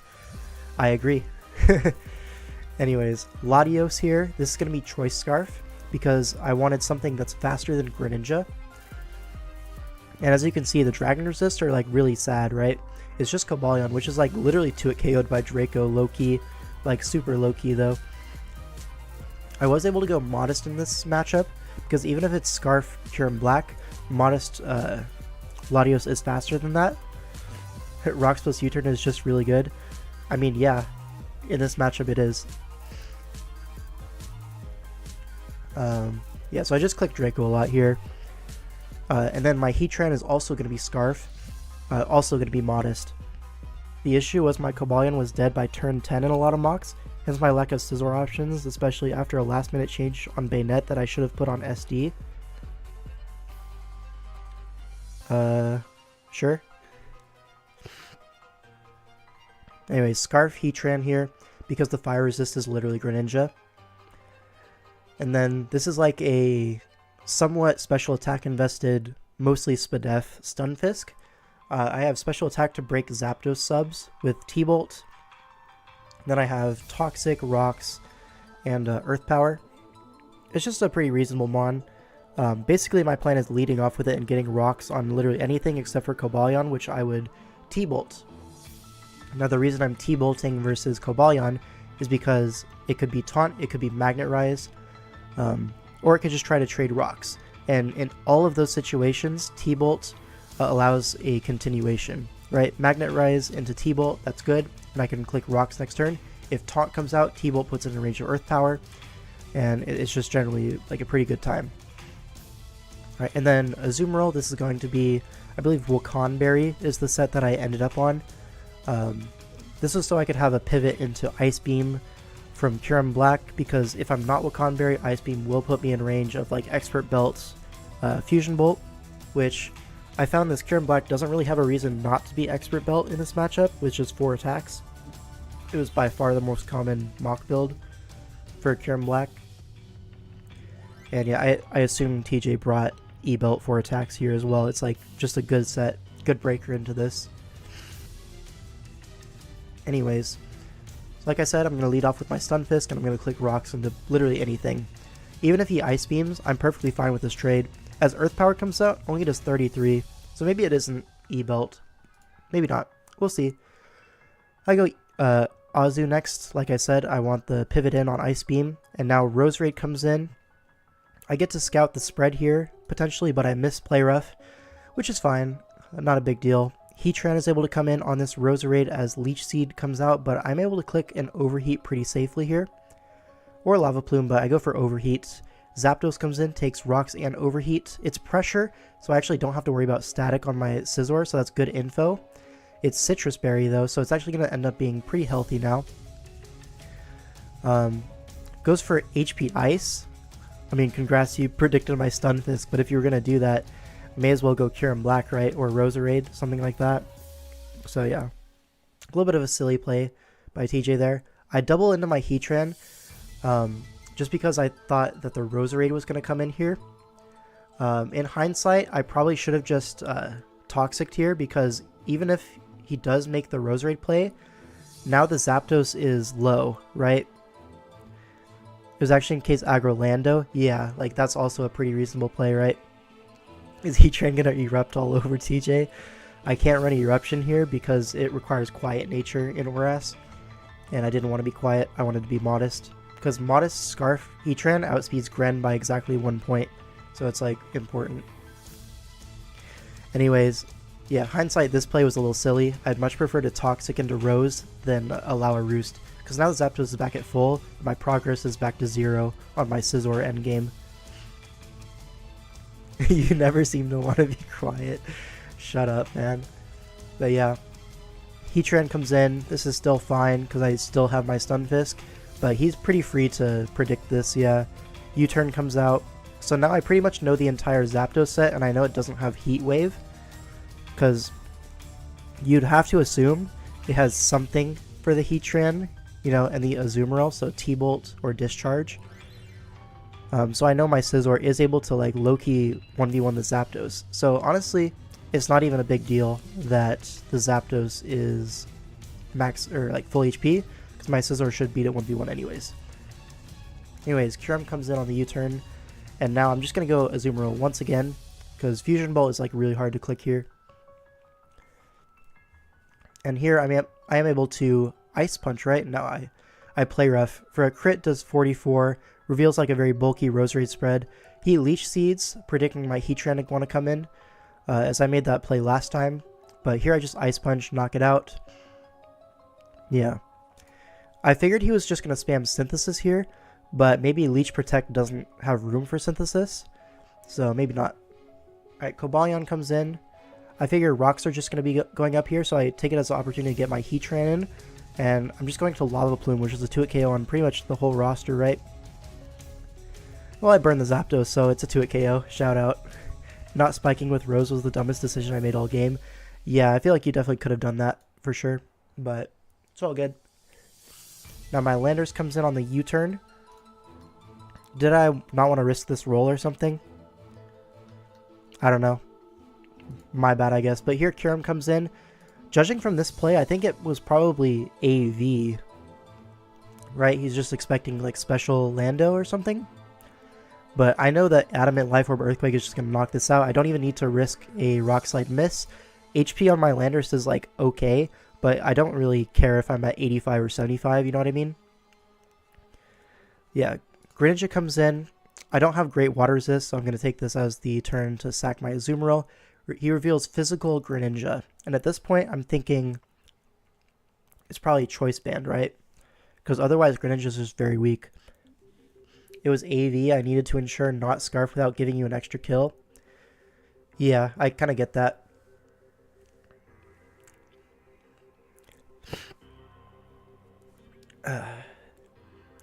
Alright. So yeah, at this point I'm thinking it could be Choice Band and Greninja. That would make sense as my water resists are not that great. And something like Latios gets U-turned on or Night Slashed. And everything else is kind of like waterfall fodder. And like Choice Band and Gunk is like your strongest move into Azumarill, so I would understand that. Latios comes in. I'm able to get my KO with Draco here for sure. And here, I did see this in one mock, but Pursuit, Bayonet is able to KO my Latios, which is unfortunate for me, but what are you going to do about that, you know? But here I'm able to collect with Earthquake. As I said, it kills Bayonet after rocks, and I figured he's not going to want to Destiny Bond here. Either he doesn't have it, or like, he doesn't want to allow like a Rock Polish mind game thing. I don't know. The last minute change, ladies and gentlemen. Did you take D-Bond off or something? I mean, it doesn't really matter, right? Because Landorus is, like, low-key slower than everything else. By the way, why did you not expect Willow here? Well, the thing is, if you Willow, I still 2-hit KO, right? So it doesn't really matter. I'm only using this as a way to, like, trade into the Bayonet. Because Lando doesn't beat Gren or Cobalion, really, anymore. Like, it low-key beats Cobalion, but I have Scarf Heatran, I have Stunfisk, I'm not worried about Cobalion, right? So this is like, in my eyes, the best use of Landers at this point. Yeah. Also like Wisp, Pursuit, and then what? Sneak and D-Bond? Like that's a very weird set, right? I don't think you can fit all of those things. Alright, Greninja comes in. A waterfall is going to come out. Here I just have to go into Scizor. And I'm going to U-turn here. Right? Yeah. I just U-turn into a helmet, unfortunately. So now my Scizor's in range of 2 CB waterfalls, which is kind of tough. Now here I go Heatran. I could have gone Stunfisk here. But I decided to go Heatran because it's Choice Scarf. And I figured Greninja is not going to want to come in on like a Lava Plume. I risk a burn because it's physical. So it's like low-key either a kill or some good chip, a burn chance on Greninja. And I can just potentially 2-hit KO it. And I figure if he wants to lock into Water Shuriken, then that's my SD opportunity with Scizor. But here this damage reveals it's a Torrent and either Adamant or Mystic Water. It's not Choice Band. So that's tough, right? I was double status for most of the week, so I was kind of surprised. Wanted the T-Wave on Heatran, so I was just a bit surprised. I mean, I don't know your pace, man. I just know, like, Bayonet. There's no, like, Ghost Resist on my team, really, outside of Pawniard, which is benched. So, like, Shadow Ball, or not Shadow Ball, Shadow Claw plus Shadow Steak was, like, pretty powerful here. It's, like, hard to switch into. So in my mind, I'm already thinking, like, 2 slots dedicated for that if you want like an offensive bayonet kind of thing. And if you want like a more utility focused bayonet, then like my Heatran will be fine to revenge it later, you know, stuff like that. Or my Lando just 2-hit KO after the Wisp. Like, it's not a big deal. Yeah. But now the Shuriken, I calc... By the way, was it Mystic Water or just Adamant? You're here, you can tell. Anyways, Scizor, because I am very offensive, this Greninja is actually in range of Bullet Punch. So I am just going to go for the Bullet Punch. E-Belt, yeah, makes sense for the Gunk Shot and stuff. Bullet Punch into Cobalion as T-Wave comes out. Now at this point, I kind of just had to hope that it wasn't like Taunt or SD. And I ran into like so many T-Wave Cobalions and Mocks, I was like, it's pretty reasonable that it's going to be T-Wave. And like at this point, that's my out anyways. But here, he goes for Iron Head.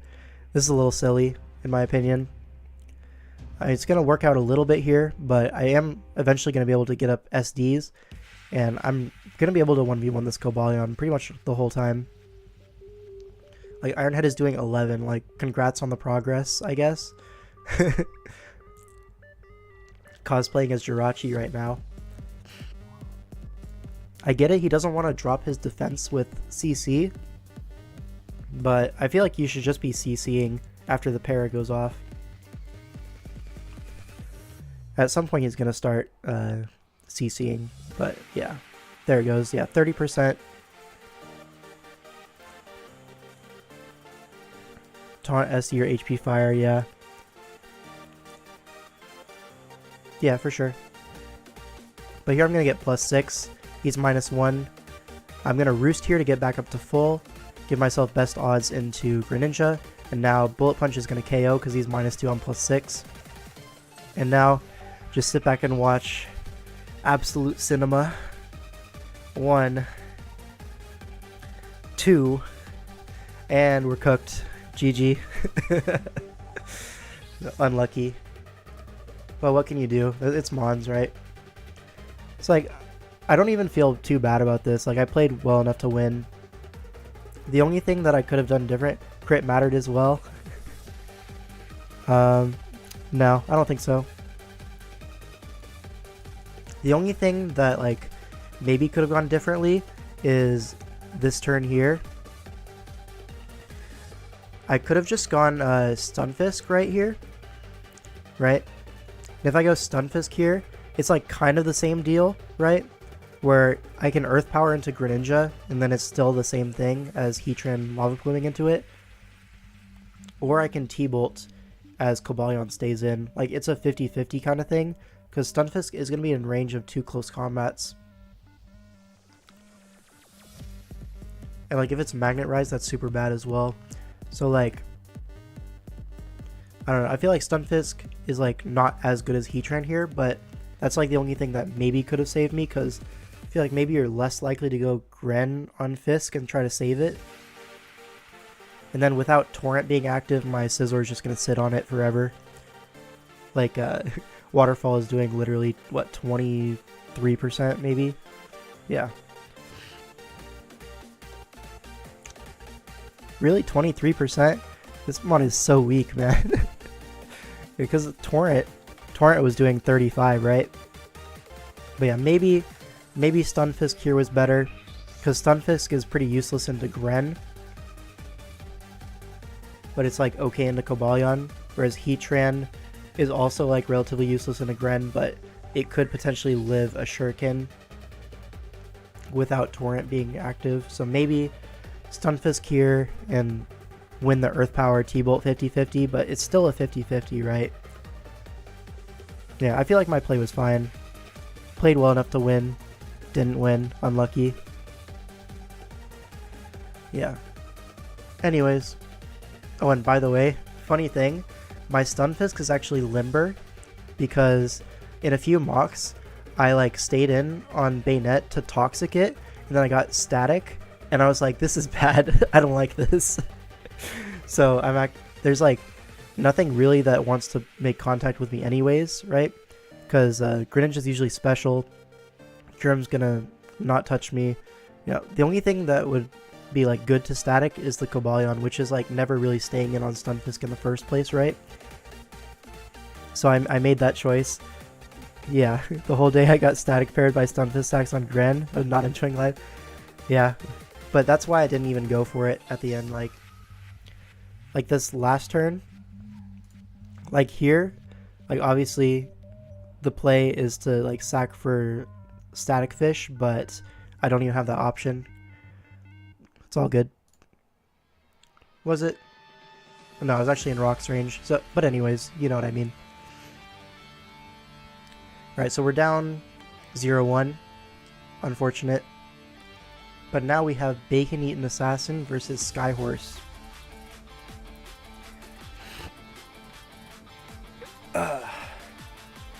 Let's see. I don't actually remember these sets. Well, I know it's Punching Glove or Shifu because like there's literally a Garchomp, right?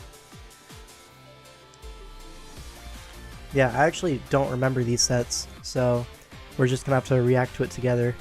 This is so long ago, it was like 2 weeks. Goddamn. Anyways. Excuse me. Anyways, so this is Tentacruel, aka Everything Wrong with Society. Let's see, Meowscarada looks pretty solid here. Kinda like 2 KOs the entire roster, or OHKOs.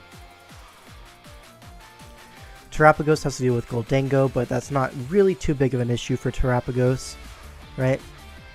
And then Latios, again, has to deal with Goldango, but I mean, if too many things are like dealt with by Goldango, then it's gonna fall eventually, right? Moltres, I believe, were just Valiant check, Ogerpon check, like physically defensive kind of thing. Maybe mixed def. Klefki here is pretty nice to T-wave the fast guys. Set up spikes, set up screens potentially. I don't remember. We'll find out. Let's look at these Terra types. Alright. So obviously the Ogerpon is grass. I don't know why I even bothered checking that. But then our Urshifu is poison. And our Moltres is grass type. So very awesome. Terapagos lead. Oh right, this was the lead Terapagos set. Where I was like, it's kind of good at lead, you know? Because, like, you force chip on Goldango, potentially.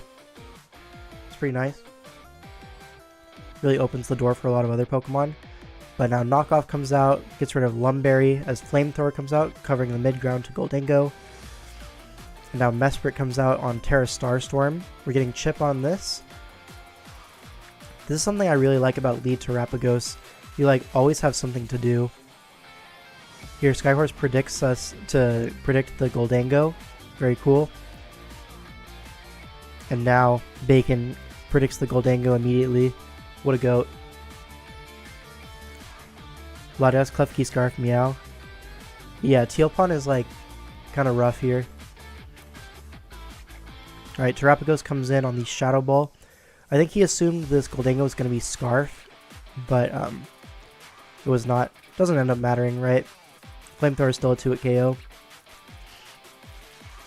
Mesprit gonna be sacked off here. Were we Spin or Calm Mind last? I'm not too sure. Anyways, CC is gonna knock us out. But now, it's Life Orb Valiant. Moltres is gonna come out.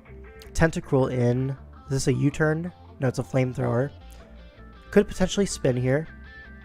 Go into Latios. Flip turn comes out. Goldango in. Is this like a Moltres angle? Okay. 30% by the way. A Spadef drop, so unlucky. This is so sad. Roost up. Tentacle gonna force this out once again. Goes for the spin on the stay in. And Brave Bird. So that's gonna be 2-hit KOing the Tentacruel, but Rocky Helmet is making that less of a favorable trade. Now Flip turn into Klefki. Garchomp is going to come in as we just reflect up. Yeah, so dual screens Klefki into something set up. Probably Urshifu here, right? Oh yeah, I remember this now. So Urshifu Rapid is going to SD here and win the game. Right? Or is that another game? I might be thinking of week 8 or week 7. No, I'm definitely thinking of week 7. I'm getting them mixed up, my bad. But here, Skyhorse is going to force the Terra here. Ice Punch doesn't even kill, which is hilarious. But SD up, and we're chilling. Switches out Scouting for the Encore, I think. But a little bit of an over prediction there. But now Agility comes out. And now behind Light Screen, this Latios is going to do some crazy work here. Yeah, Shadow Ball comes out, but we're Weakness Policy. And I think that's game, right? Yeah, it looks like game. Yeah. So Latios is able to win this. Shout out. I don't know why. This game has just completely escaped my memory. This guy not just stalling screens made me so mad. I mean, I get it. Like, what do you want him to do here? Like this turn? Like here. You see an Agility? What do you want him to do, man? Like, what do you want him to do? You want him to just recover 20 times? What if it's Calm Mind? You know what I mean? Yeah, but you see how that literally doesn't work if it's like Calm Mind, Psychic, Shadow Ball?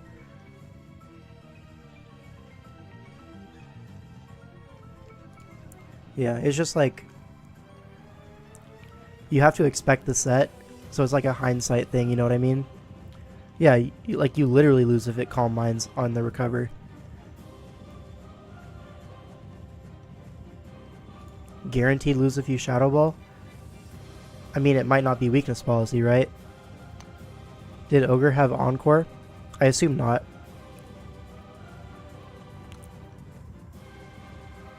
Probably over regardless. Maybe. But anyways, Latios win. W. That was like the most telegraphed policy of all time. Everything's obvious in hindsight, etc. It was not Encore, no. Because, like, what are you going to be? Knock off? You need a grass move. And then what?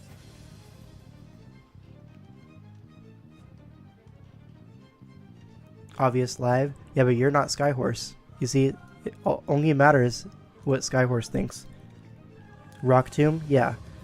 Like, Rock Tomb makes a lot of sense here. I could also see U-turn. Makes sense. But yeah.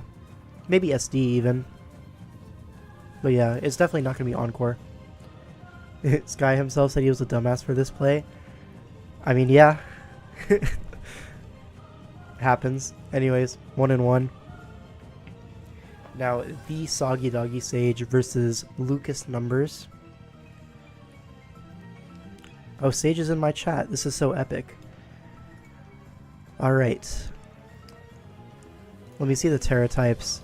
Alright, this is the Fighting Zarude. Yes. So epic. I believe this Raging Bolt was Terra Dragon, right? Anyways, so a little bit of backstory. Sage, this whole week, was just coping about the matchup. You know, as she does. Everything's unwinnable until you get to the official game, and then it's just so easy. Somehow. I don't know how. I think this week, like... Oh yeah, this was the week where basically Sage was losing every single mock, right? And then me and Zooch got in call, and we're like, let's cook something up. So we cooked up some like Zarude sets and stuff like that, where like, if you're able to get a sub on the Alamomola via a Cinderace U-turn, you know, because what else is coming in on Cinderace, be realistic. We found if you get a sub up, and then bulk up, the game is like pretty much over. Like the mock team that I had, like literally lost, like frame 1 to Zarude with sub bulk up. It was Terra Poison with Drain Punch and Knockoff. So what would happen is the Aloe comes in on the U-turn, right? Zarude comes in, subs up on the flip turn, bulks up as the Tinkaton's in and encores. And then like you literally just bulk up insanely. Except I still lost. Did you lose this? Didn't you win? I swear you won.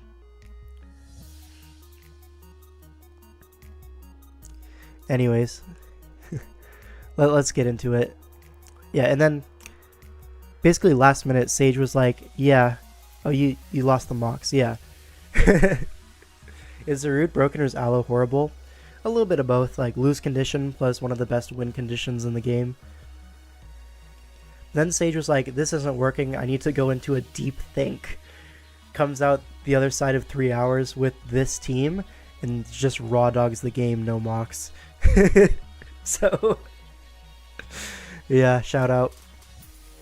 So Terra Dragon Bolts with booster energy, Dragon Pulses for 66%, but we're Citrus Berry. To be fair, this Aloe was not a lose con most of the season. Yeah, it like takes a lot in SV for Aloe to lose you the game. Because there's always so many outs, right? Especially here with like Terapagos as the emergency button. You have Encore Tinkets on. You have like Intimidate for stuff. You meditated and solved the matchup, literally. That was so funny to me. Healing Wish is a very epic move. Yes, it is. Alright, Goldango in on the Dragon Pulse. We're going to see it make it rain here. Into the Crocodile does 76%. Now Zarude comes in here, predicting the Earthquake.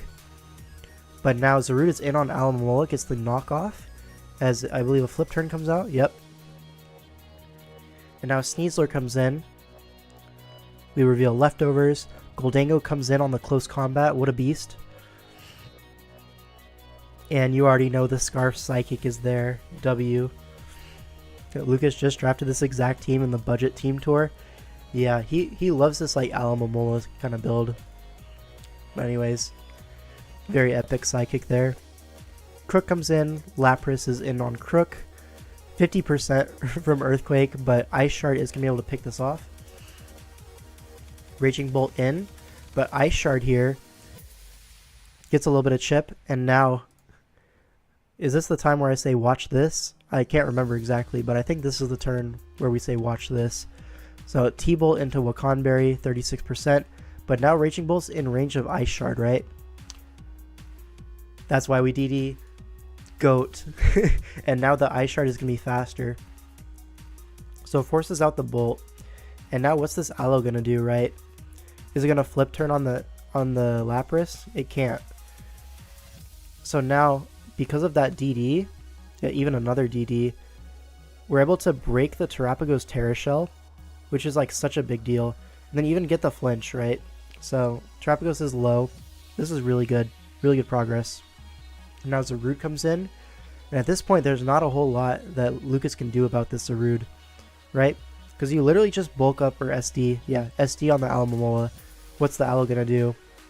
Tinkaton comes out, but literally just Drain Punch, right? It's Mold Breaker, so you don't have to worry about it stealing your item even. Drain Punch is a 2-hit KO. Perfect EVs, by the way. Now T-Wave comes out, but I think at this point you literally Jungle Heal, right? Yup. So, as you can see, Sage has solved the matchup. What a beast. The amount of times we got done in by Scarfers we didn't scout for is actually so funny. Yup. So I think this game, honestly, Sage just played very well. Got the lines that she needed. Icy Wind comes out. Very cool. Not going to end up mattering. Go ahead, get your +6. Healing Wish out. Bolt, but this Zarude is going to be able to take a Dragon Pulse, even a crit to 63. That's why Zarude is the GOAT. Like, what a beast. This is a very strong Pokemon, by the way, Raging Bolt. Now, Terapagos is going to be able to outspeed because of the Icy Wind drop, but I don't think a 40% Terapagos is going to be able to 1v4. So, yeah, very well played by Sage. We're up 2-1 now. That was no special attack Modest Bolt, by the way. Sure, yeah, whatever floats your boat. Alright, next up we have Aberforth versus Professor Chipboard. Now, if you don't know, Aberforth has been having a stellar season. I believe at this point he was 6-1 going into this game. So obviously, a massive overperformance of his 3K price budget. Why is there a Pawniard on your screen? Look at the matchup, bro. What does he do versus Poniard? Like, semi-unironic. Like, I'm not even joking right now. What's he supposed to do? Yeah, Poniard was literally god in mocks. Like, literally. How do you afford so many goats on one team? I think everyone else in the auction just trolled. That's it. There was a Mega Main on the other side too that didn't come. Yeah, so multiple Defiant options.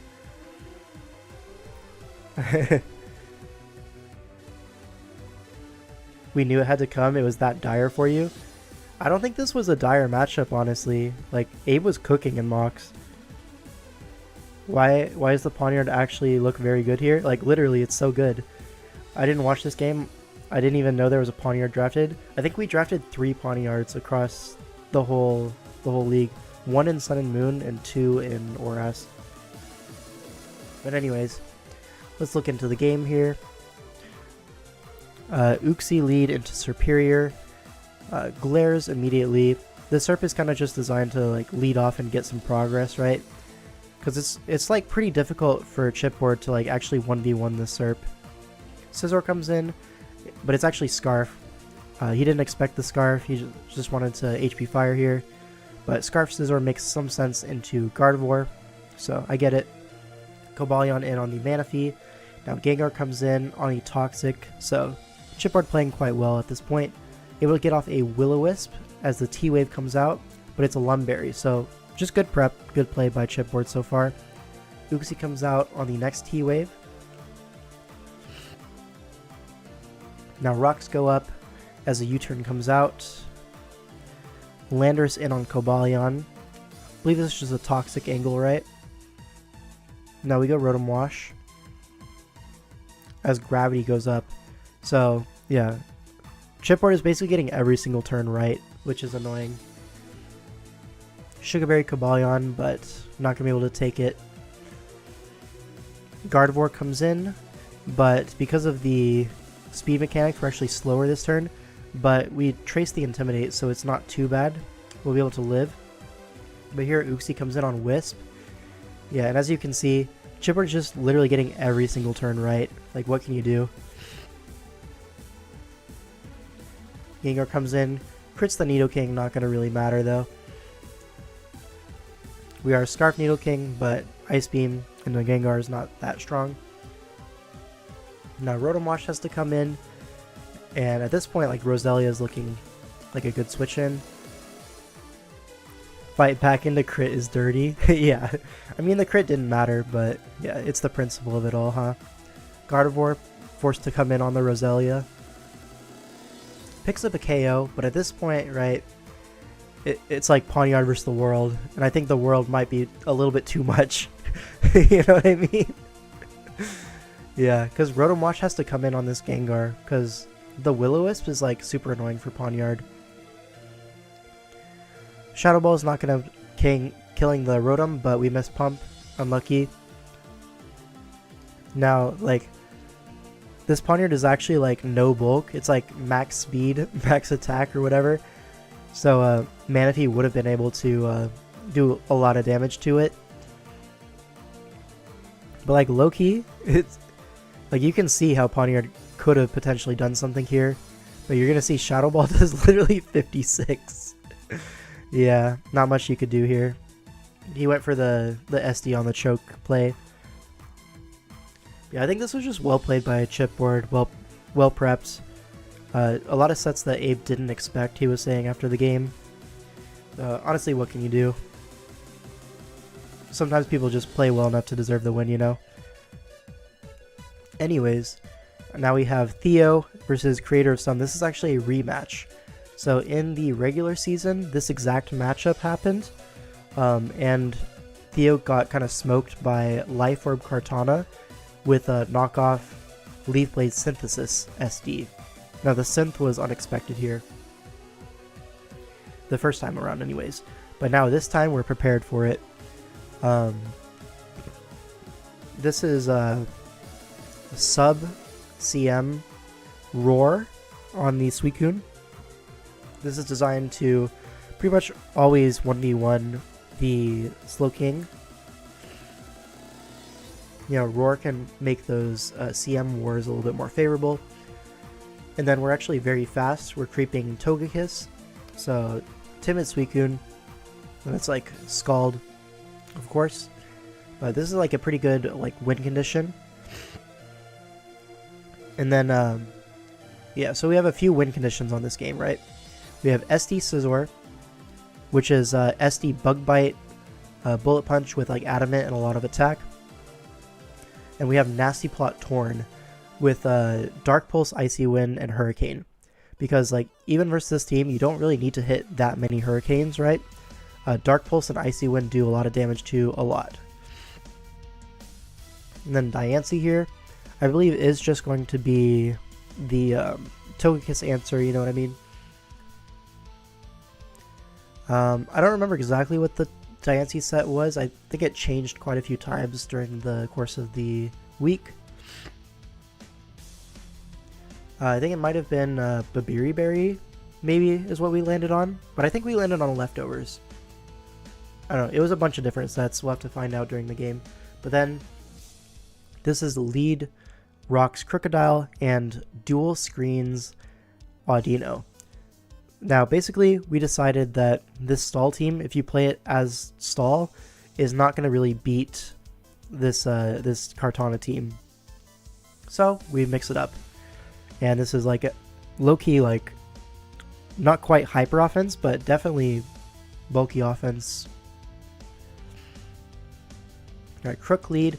The Togekiss knocks off the heavy-duty Boots. I don't know why we're leading with a Boots Pokemon and then staying in to sack it, you know what I mean?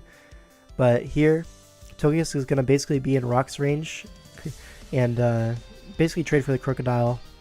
Suicune comes in because Suicune is like the hardest mon to like really switch into at this point. Like you don't want to risk a Scald Burn on anything. Alright, now Metagross comes in.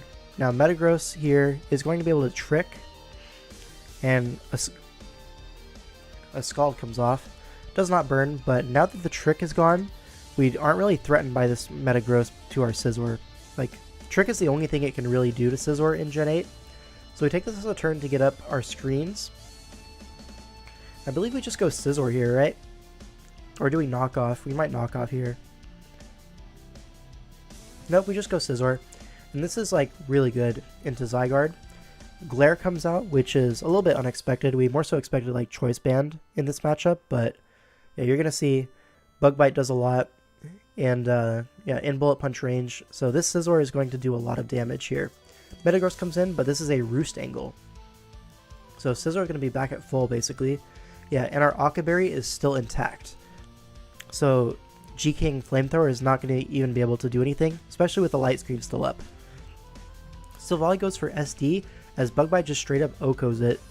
It has Chesto Berry, but yeah, we eat that instead of Lum.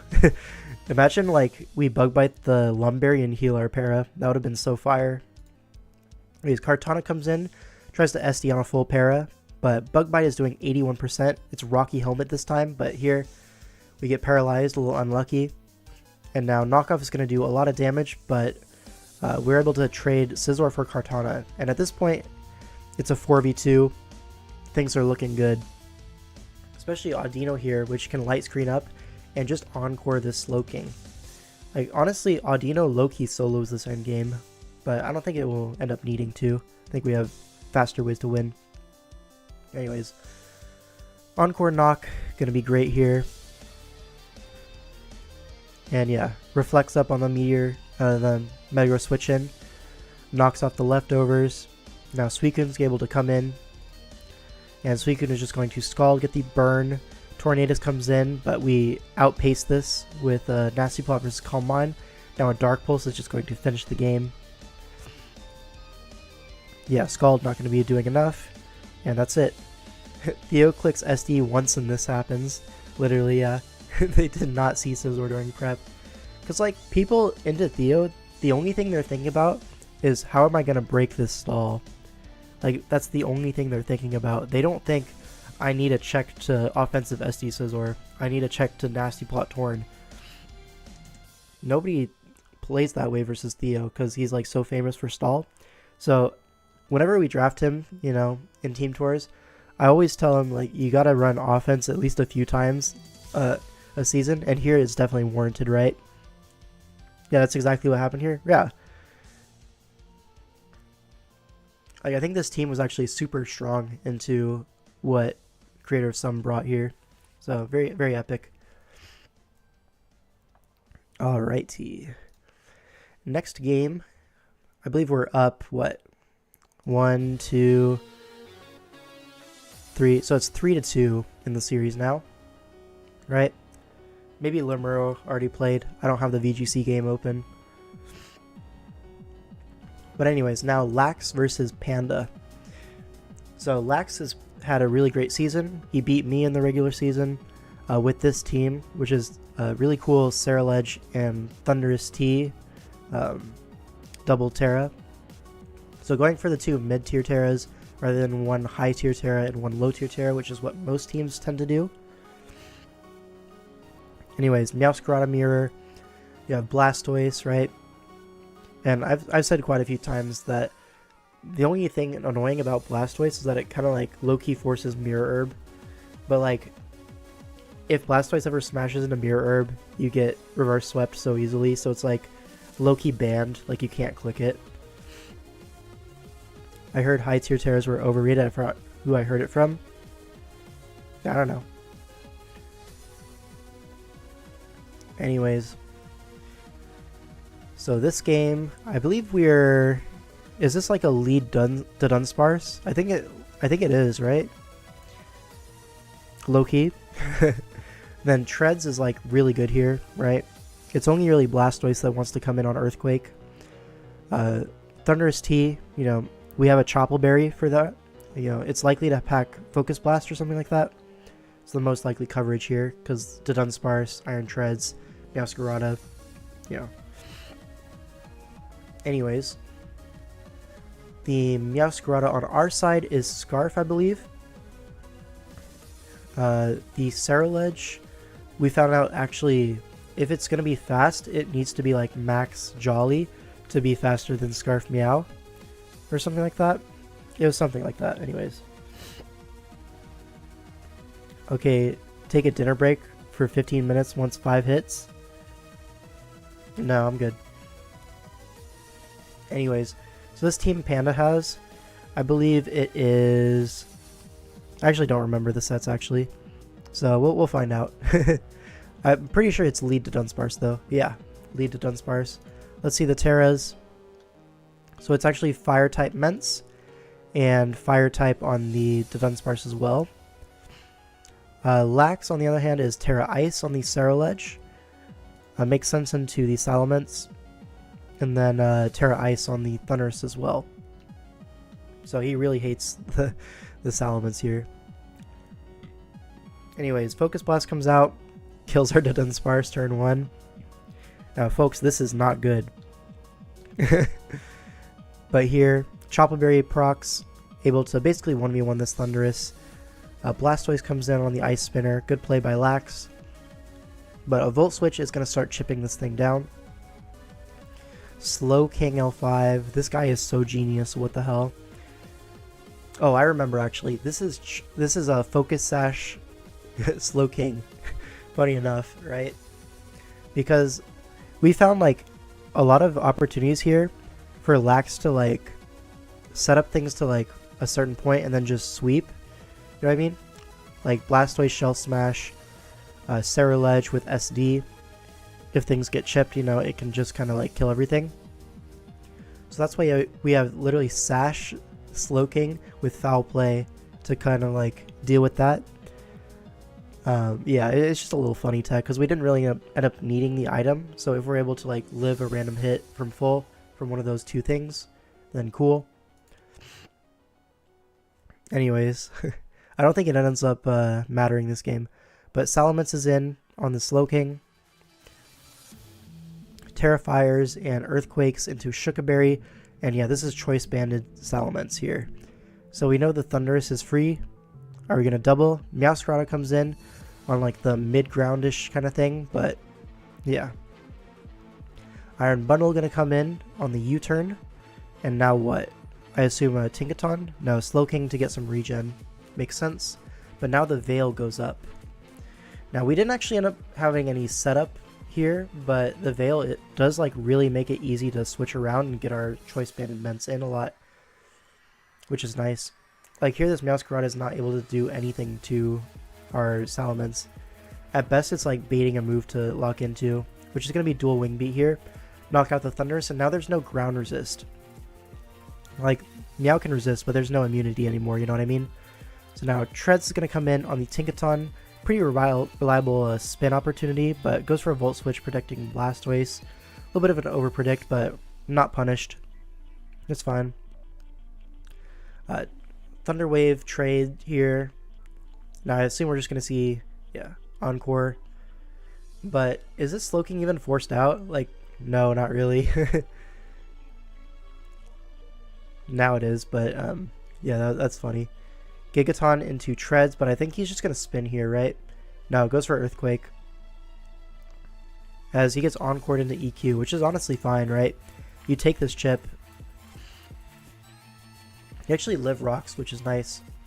Slowking comes in on the Meowscarada. U-turn.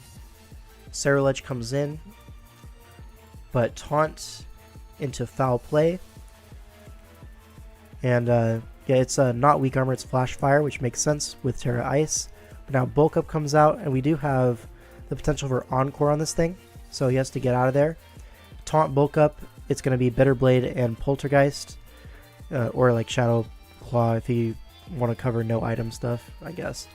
But most likely Poltergeist and Bitter Blade. So we know it's not going to be Shadow Sneak. It's a free Encore. And now Bundle's just going to get a little bit of chip. As Chili is actually going to regen that all off. Meowscarada comes in. It's Scarf.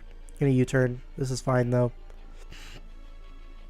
Because Meowscarada is like the only thing that doesn't really like, yeah, force a Earthquake claim. So now Ments is going to collect. Shell Smash Blastoise, but it's actually faster than the Ments, so it gets the minus defense and dies to Earthquake. This was very funny. Like, obviously Lax is never going to expect the Ments to be slower than Blastoise, but we're actually like literally max HP, max attack, just because like Terra Fire with Intimidate is like our best option to like switch into Ceruledge and stuff like that. I think in most mocks like we were able to keep rocks off, so like this makes more sense if you assume there's no rocks, right? But here we were not able to. It's all good. But Earthquake knocks this out. Very funny. Anyways, U-turns on the Salamence, able to knock it out. But now Ceruledge comes in once more. Believe this is, yeah, Meowscarada comes in. It's a free knockoff. And does Meowscarada sweep here? I think low-key it does. Slowking comes in, we switch just to be safe, but Chili into Bitter Blade. Now we T-Wave the Ceruledge, and I believe that's going to be game, right? Because it's just Foul Play, prevent it from being too high HP. Iron Treads here to prevent recovery, and now Knockoff is just going to kill because we stalled out the Snow. And that's a 2-hit KO on Slowking. Was that Choice Band in Meowscarada? That did a lot. Or is that like not Fizdef Slowking? It's probably Spadef, yeah, for the bundle. Makes sense. Anyways, we're now up 4-2. One more game to clinch. And we were saying the Lemuro game was game 7. Yeah, so Lemuro actually lost, so shout out. And then we can go to the series decider, Aster versus II. So this matchup we were having a little bit of trouble with because Qwilfish T-Spikes are super annoying, as you can tell. But we do have a Raichu. Now this Raichu is actually Leftovers Refresh, because if you look at this team, there's Tapu Bulu, there's Seismitoad, and there's Zygarde, and there's Raichu, right? So many different things to check Zeraora, where we found the most consistent Zera set in mocks was going to be Subprotect Toxic. And Aster was having a lot of trouble with that, so we have Leftovers Refresh on the Raichu with I think Light Screen, Volt Switch, and was it Signal Beam? Was it Signal Beam? Maybe it was Surf.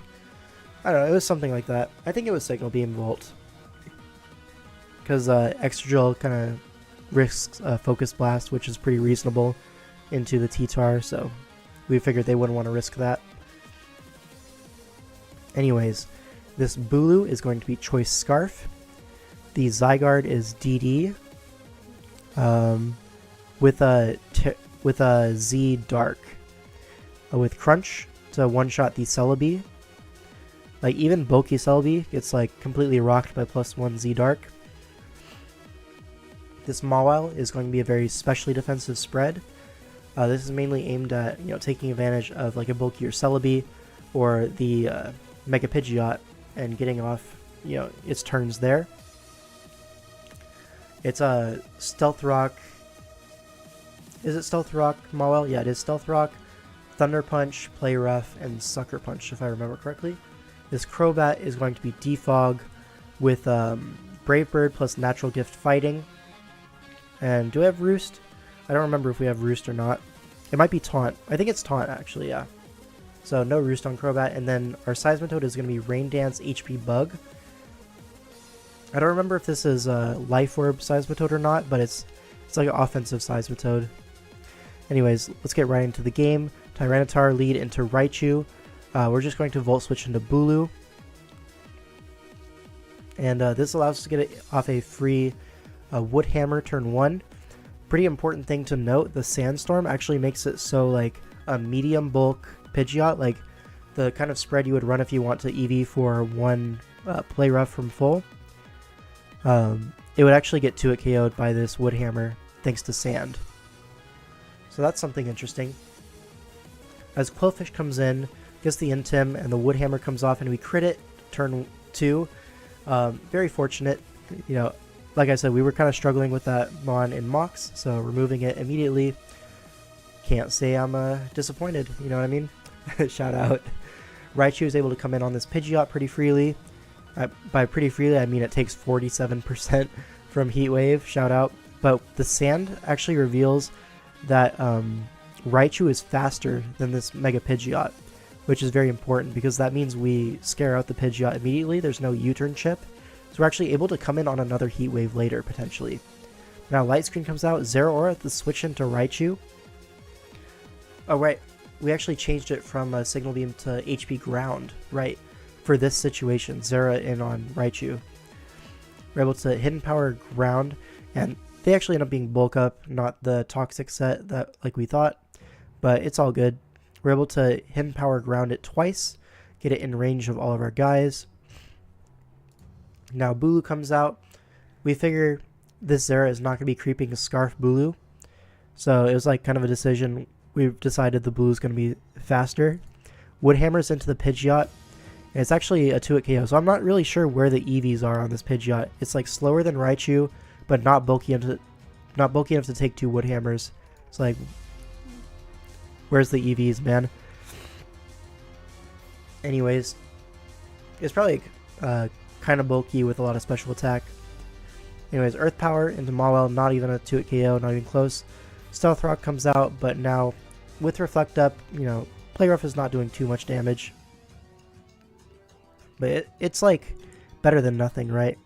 Crobat in, kind of an aggressive play, but because of Infiltrator, he has to respect the Brave Bird, switch out.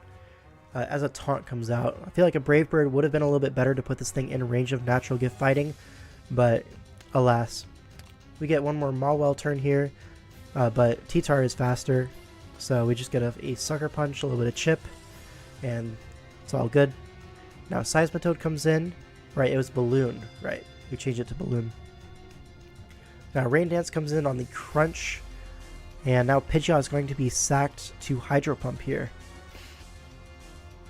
But now with the possibility of HP Bug, he really doesn't want this Celebi to be chipped, right? Because in his mind, it's the only thing really stopping like Bulu and Zygarde. So the only option he has is really to reset the weather. But at this point, Astra's just going to set up the Rain Dance once again, kind of deny that Excadrill, and now Zygarde comes in. And this is like super dangerous for II, right?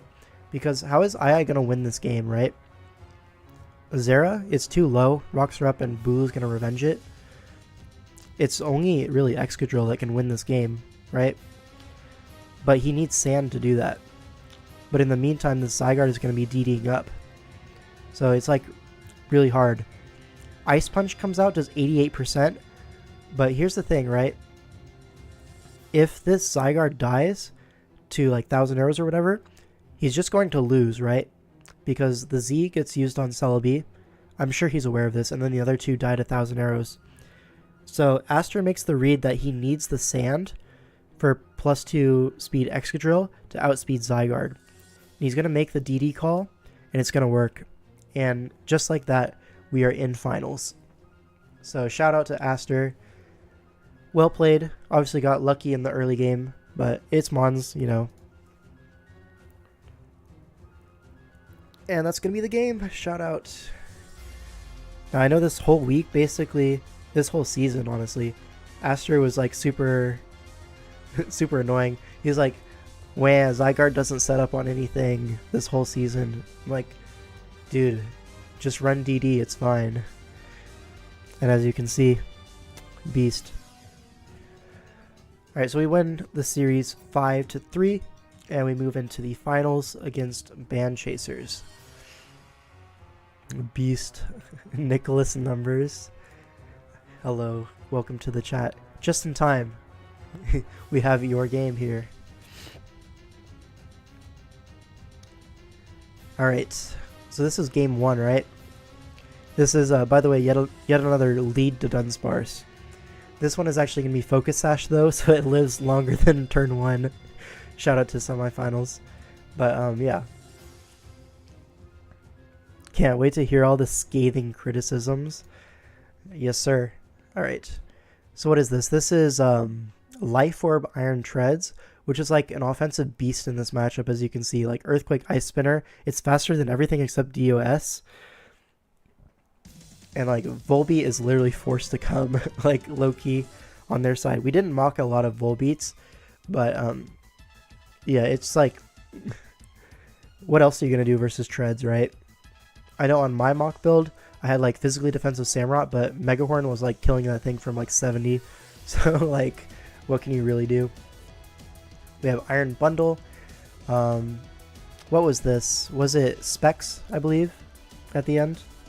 Shout out that one mock where it didn't KO a 76% Bolt with EQ. Yeah, we mocked one time into literally max defense Raging Bolt, and that was so sad because it was at like 76 and it lived Earthquake. This is so sad. Yeah, Modest Specs Bundle, and then we have Ments, which is Assault Vest, very bulky, Terra Ground. Now this is actually like, it's actually Moxie as well. So this is another mon that's like faster than most of his team, and it's like having a second Treads basically, because Ground is like such a good typing versus Luxance's team. So I figured having 2 ground types, offensive ground types, is pretty cool. And then if Ments is AV, we're able to like get a surprise trade into like DOS Ice Beam, for example, or like a Lando Earth Power. Like they literally do like 30%, like mid 30s maybe. And then you also take a Raging Bolt hit as well quite easily, and you're immune to Volbeat T-Wave, so Terra Ground makes a lot of sense here. Let's see, Meowscarada was it Scarf here? I think it was Scarf, right, for the Dio. And then Rotom Ghost was Colberberry with Wisp, Plot, Dual Stab, I believe. So yeah. Basically in mocks, Okie Dokie was like low-key broken. Then outside of that, it was like literally just Raging Bolt that was like an issue. So like between those 2 mons, it's like tough, but the other 4 are honestly not that great here. But anyways, let's get into it. What was the Terras? Ghost Bolt and Ghost Okie Dokie. So yeah, double Terra Ghost. And yeah, so the Dunsparce into Deoxys Speed. Gets taunted, not able to rock turn 1. So Lux is winning the Hazard War turn 1. And now Psycho Boost comes out, and we're just going to knock out the Deoxys Speed just kidding, it's eject pack, and he actually chooses to take insane damage on Bolt. And, you know, fun fact, this is NASCAR to Dunsparce, so it's actually faster than Bolt, able to get up rocks as the taunt ends. So we got everything we really wanted out of this to Dunsparce. Rocks up and chip on Bolt and Deoxys is like one more switch in. Like, what more can you ask for at that point? Now Okidoki comes in, you're able to go Rotom and go for Will-O-Wisp, but it is actually Lumberry, Terra Ghost with Shadow Claw. We figured knockoff was going to be more likely here, but with Terra Ghost, Shadow Claw makes sense. It gets around our Culver Berry, and so unlucky. But if you are unaware, Panda, after 2 sacks, he just enters like the flow state. So you're going to see this game starts to turn around real quick. Landorus is on the switch in to Salamence, 87% with Outrage. Probably a roll, but whatever. 2-hit KOs, gets the Moxie boost, but we had a 3-turn Outrage, so not even the opportunity to save this thing if we wanted to. Ice Beam, you know, we are AV bulky, but 24% is 24%. Roll in their favor. Yeah, happens. Anyways, Scarf Meowscarada, U-turn out, it's very free. And now what? The Iron Bundle comes in, because everything is slower and freaking dies. Yeah, Okidoki comes in, literally freaking dies. Like, shout out Modest Specs. This mon is so silly. Iron Treads the switch into Samurott. How does he do it? You know what I mean? Mega Horns kills from 88. That boy was not expecting to die there. Alright, but now Volbeat comes in and able to encore the Mega Horn. So we like low-key die to Life Orb, but we missed one. But what's he gonna do? Like U-turn? It's gonna be Encore T-Wave, Roost, and then U-turn. Like, yeah, and then Mega Horn, thanks to Life Orb, is still doing 65% big damage. Here he does not go for the Encore because, you know, he would just lose. So we go for the spin, get the spin off, go for another Mega Horn, put this thing in range of, you know, everything. Iron Bundle comes in. This is an Ice Beam kind of like checkmate situation. Only does 64, so it's actually specially defensive Volbeat, I'm assuming. But yeah, goes for Para, gets the full Para. He has to go for his outs here, but yeah, 2 full Paras in a row. But we break out on the switch to Bolt, which is all that matters. And now, yeah, able to 1v1. And we go up 1-0 in the series. Very epic. Beast mode, heat up, etc. That's his like catchphrase. Yeah. It's like just a very offensive team. That's how Panda likes to play. He said the line. Let's freaking go. Alright, next up we have Sage versus Sean. Sean once again using this team and benching Fortress. Shout out to Fortress, by the way. Take away Specs Bundle, 1v1's a Volbeat. Noted. Yup. Yeah, very funny. So this game, right?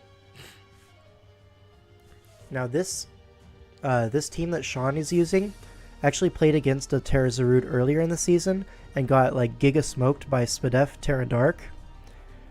So we knew that was like a strong set into this, but we also knew they would prepare like very hard for it. Specs Bundle barely 1v1's a Volbeat. Shut up. But anyways, as you can see, we have the double turtle with Lapras and Enamorous T. We have Garchomp, which is going to be loaded dice, offensive. It's actually going to be Terra Fairy on the Sinistra and Terra Fairy on the Moth, I believe. And this Sarud, I believe we ended up being Terra Poison at the end of the day, just because this team is like relatively weak to T-Spikes, and he has several things that can set them up. So we wanted to be able to cover that. This Deoxys, I think we were Life Orb for most of the week. I can't remember. No, we actually ended up being Eject Pack with Superpower, just to, you know, hit the Tinglu and get out of there. Because we have things that can come in on Tinglu, but we don't have great ways to chip it down necessarily as easily. So having that Superpower with Eject Pack is like definitely a nice touch. We have very, very specially defensive Cinderace, designed to check the Iron Moth as best as possible. Also able to like keep the Sinistcha in check. Then we have Lapras. This is going to be Throat Spray with Sparkling Aria, which is a sound move. And then, of course, Freeze Dry. Probably Ice Shard, right? I assume we have Ice Shard on this set.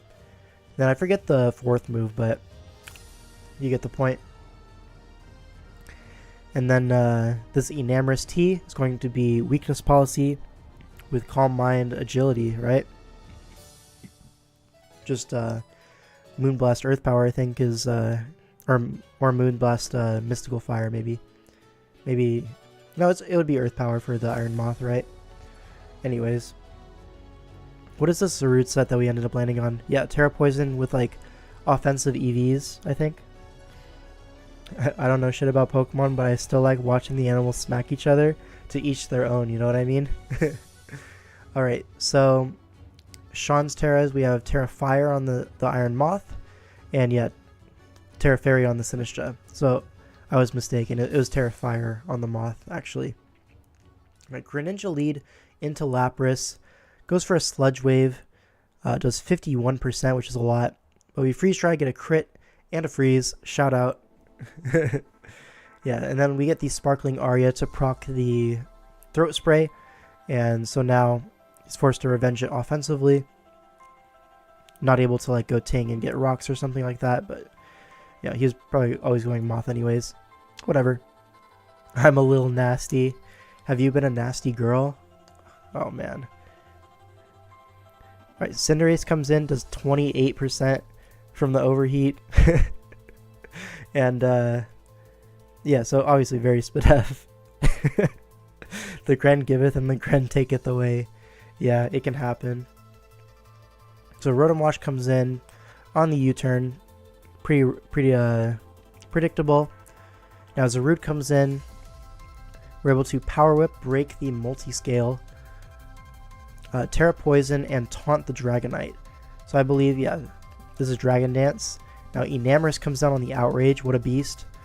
And now, okay, we get a little lost in the sauce here. Goes for a Calm Mind on the Ice Spinner as it's Mirror Herb to copy the Weakness Policy. So, unlucky, right?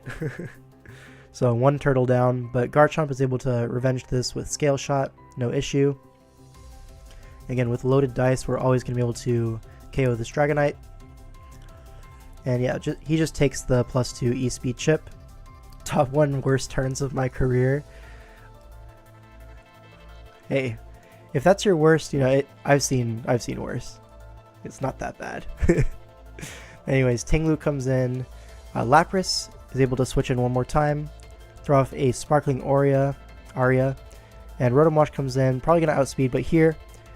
God Play goes into Garchomp on the Volt Switch, because, like, what are you going to do? Hydro Pump into a Lapras? Like, come on. Didn't even lose the game off your worst turn ever? Sheesh! Yep. So, like, very obvious Volt Switch. Like, you could call it a 50-50, but it's, like, so difficult to click Hydro Pump there. Like, unreasonably difficult. It's like, are you just going to give him Water Absorb and then die to Freeze Dry? Like... The risk reward is like so skewed. So now a sub comes out predicting Wisp.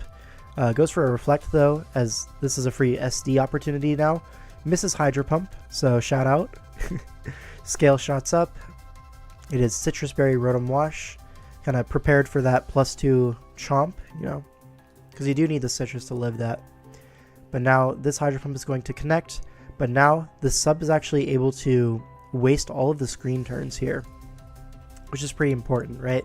Because we know this is not Light Clay, it's Citrus Berry. So gets the Scale Shot off again, and now Sean is going to go for a 50-50 with a Terra. Goes into his Terra Fairy Sinistcha, and here's the dealio, right? Sinistcha, if it Terra's Fairy into Scale Shot, it's going to kill this, and that's like pretty good, right? But then the Terra is expended, right? So this Iron Moth, we know it's not specs from that overheat damage. It kind of needs the Terra Fire to really do damage into something like Zarude. And like likewise, if you Terra Fairy into EQ, the game is just over. So it's like high key a 50-50, but like you still have an out if you don't Terra. I mean, I guess you have an out ways kind of with Ting Lu, but maybe you should have just gone Ting Lu turn 19 and just like not bother with this 50-50, which of course Sage is going to get right. Scale shots on the non-Terra. So now Ting Lu is forced to take this massive hit, and then Iron Moth is going to have to solo the remaining guys, which, to be fair, some of them are weak, but some of them are definitely not, so that's a little tough. Big EQ, big chip. Now I believe the Lapras is going to come in, Sparkling Aria, knocks out the Ting Lu. I think we would have preferred not to kill the Ting Lu there, because now this Iron Moth gets the opportunity for a special attack raise with Fire Dance, but it's whatever, because this Zarude is pretty bulky, able to live the Fiery Dance even at +1 Terra Fire, knocks off the Heavy Duty Boots. Now I remember watching this live and Sean was thinking about this turn for a long time, but like if you overheat to knock out the Zarude, then you're -1. You're not really able to 1v1 the Cinderace as well. You don't really know the set on Cinderace. It could be taunt, you know, and then the Deoxys speed, you know, you're -1. It's not going to KO the Deoxys speed, so the Dio could potentially get like 2 turns of attacks versus you. So like I totally understand going for the Fiery Dance crit rather than the overheat, but it is going to end up, you know, it goes for the Flame Charge on some like crazy choke, but it's not going to end up being that way. How much did you pay for your SV core? Let's see. So let's see, we have, hold on, is my replay like, yeah, my replay's off center on my OBS, my bad. But yeah, so SV, I played a lot of SV. I was 15k as a captain buy-in. We have Nick Numbers for 7k, Absolute Steal. We have Soggy Sage for 20.5, which is like a pretty reasonable price. Let's see, other SV, we have Bacon Eating Assassin for 6k, Absolute Steal, right? Then we have Paddocks, oh no, that's Sword and Shield. Palkia for 7.5, but didn't really get too much playtime, as you can see. And then Cookie subbed in for 1 SV game, because, what was it, our guy, I don't remember, was it, I don't remember who had to sub out. Was it Sage? I think it was Sage. Yeah, Sage was like moving and stuff, so really busy week for her. So Cookie ended up playing that game. Blitz was tweaking after that. Yeah, it can happen.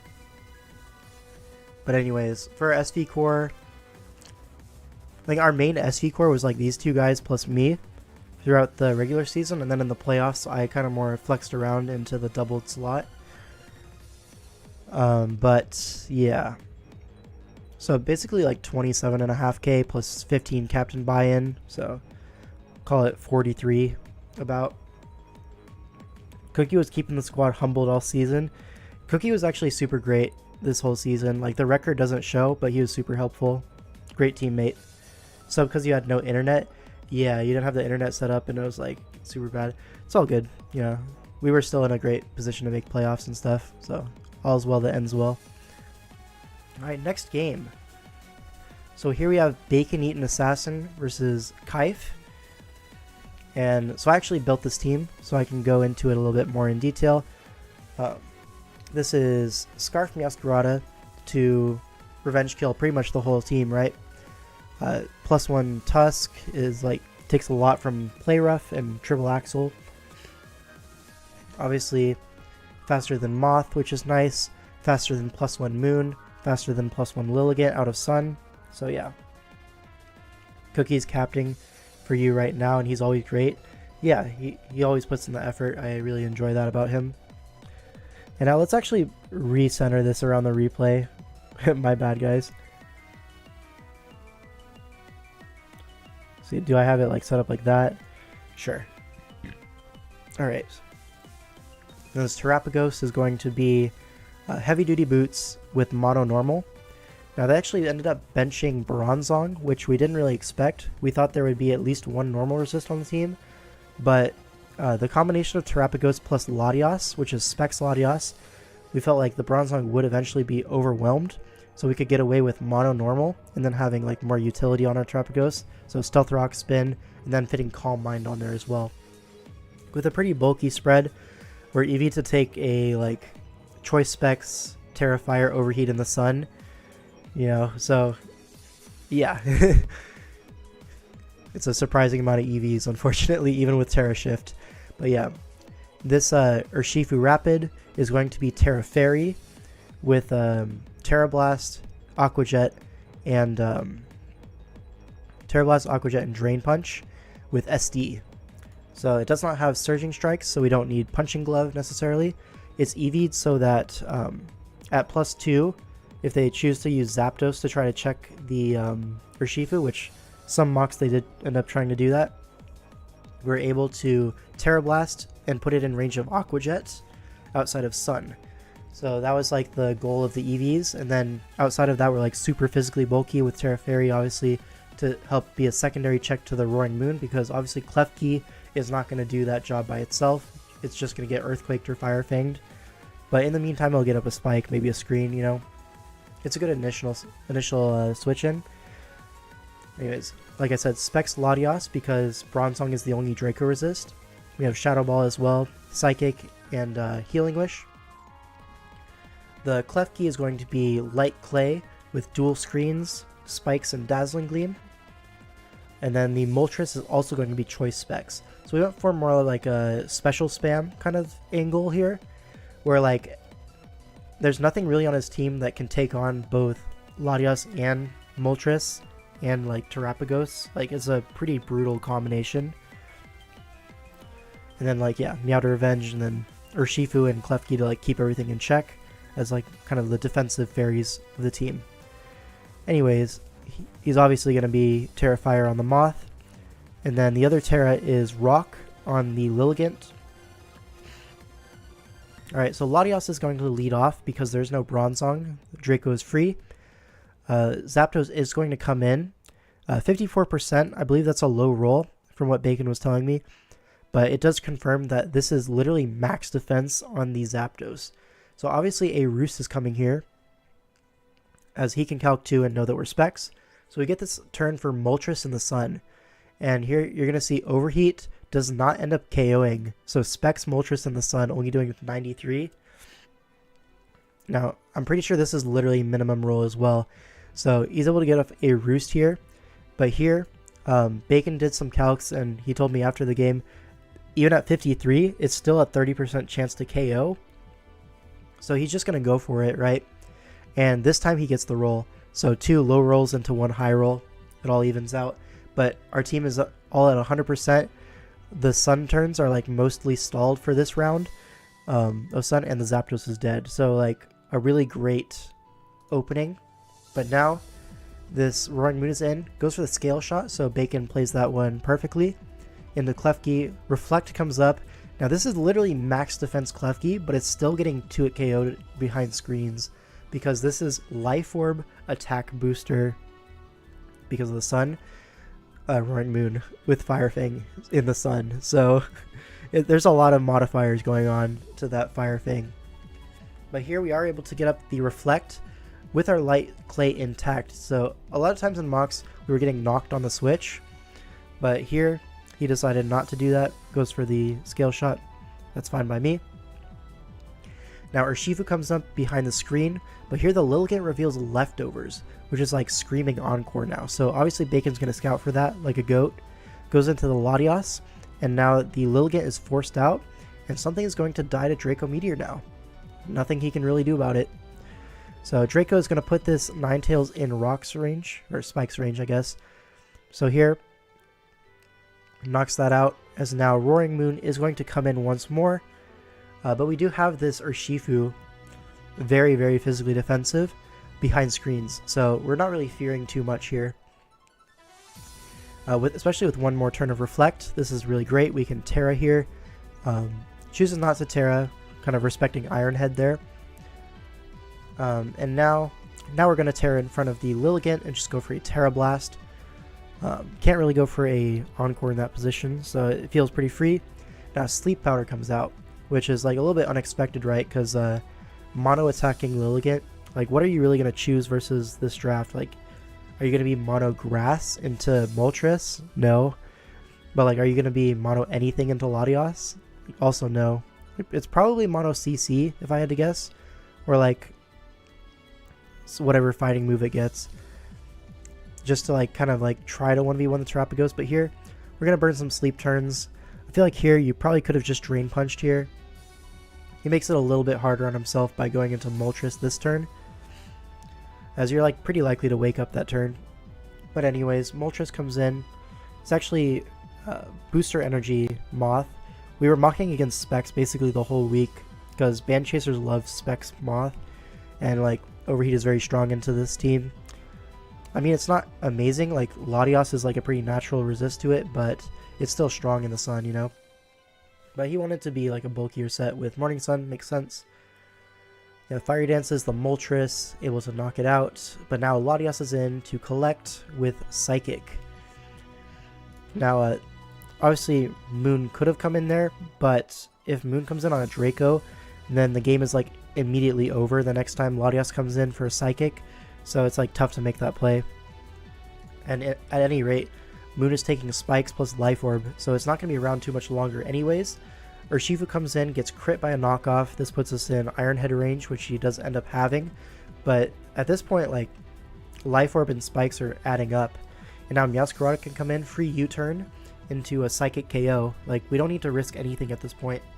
Even if Moon comes in on Psychic, it doesn't matter.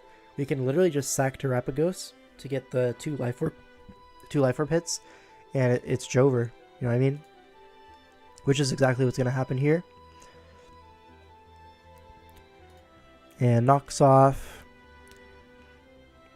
Yeah, as we just go for a Calm Mind. Now, Great Tusk comes in. This thing is actually going to end up being Assault Vest here, you can see. And the spin does not KO the Terrapagos, revealing like no attack investment at all. So we know this Latios is going to live any hit. Even though it gets +2, it's going to outspeed our Scarf Meowscarada most likely. Because AV Tusk, you would assume, is like speed booster on this team, like with the sun. So it's probably max HP or like max speed. It could be like max speed, max special defense. That's something that like Tusk can do quite well, to be like super bulky on the special side with AV. But yeah, chances are it's not going to be able to kill Latios, which obviously it's not going to, and Psychic is going to finish this one off. Yeah, and then if it was like a bulkier set, which obviously you can calc with the Terra Starstorm, I didn't end up doing that, but Bacon could have done that. There's a very good chance Meowscarada could have been faster as well, if that's like more than just max SPDF, like if it needs HP investment as well. But anyways, this team was very cool. Anyways, now we have Theo versus 100p. This was a great game as well. This is like another offense kind of style from Theo. We have, I believe this is Weakness Policy on the Slowking with Trick Room. So able to take like a knockoff from Zera, a Fiery Dance from Moltres, or like a knockoff from like anything, like Scizor, Mew, whatever. Get off the Weakness Policy, Trick Room, and then start doing some damage. And then something else that can abuse that Trick Room quite well is Choice Banded Diancie. So you can see there's no rock resist. So if we're able to get Diancie in with the Trick Room up, then all of a sudden it's just going to start taking KOs pretty easily, right? And if we're able to get the defense boost, then Scizor can actually kill us with Bullet Punch. Unless like we're low, of course, but what can you do? This is another lead Rocks Crocodile. This one is actually Weakness Policy, right? Yeah, Weakness Policy with Scale Shot, Power Trip, and Knockoff. So no EQ on this, but you know, potentially if like something silly happens, like a Zera CC or something like that, proc the Weakness Policy, get a Scale Shot off, all of a sudden, you know, Power Trip is a very strong move, and it could potentially do a lot of damage to his whole team. This Quag is going to be Rocky Helmet for Scizor, I believe. Yeah, Grass Knot Zeraora, you chip that as well. This Torn, I forget what Torn this is, but I'm sure we'll find out. The Scizor is going to be Scarf here. Yeah, it was Scarf. It was Jolly Scarf, which actually would have outsped his Zeraora spread, we found out after the game. But yeah, so Scarf Scizor makes a lot of sense into Mew, because last time Theo played 100p, Hunter led off with Mew. It was a different team, but both their drafts had a Mew on it. So Mew led off with Weakness Policy and KO'd like 4 Mons. It was like really sad. But this time we're prepared. We have Scarf Scizor with Bug Bite, U-Turn, Bullet Punch, and I believe Knockoff. But yeah.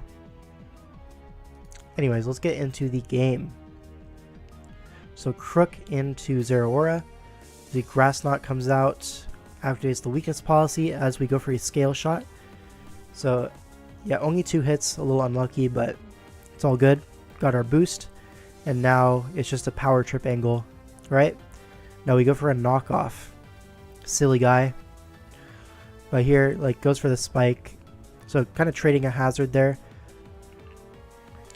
But now Scizor comes in, Bullet Punches. So pretty reasonable start. Some chip on the Zera, rocks up. Yeah, Slowking comes in on the U-turn.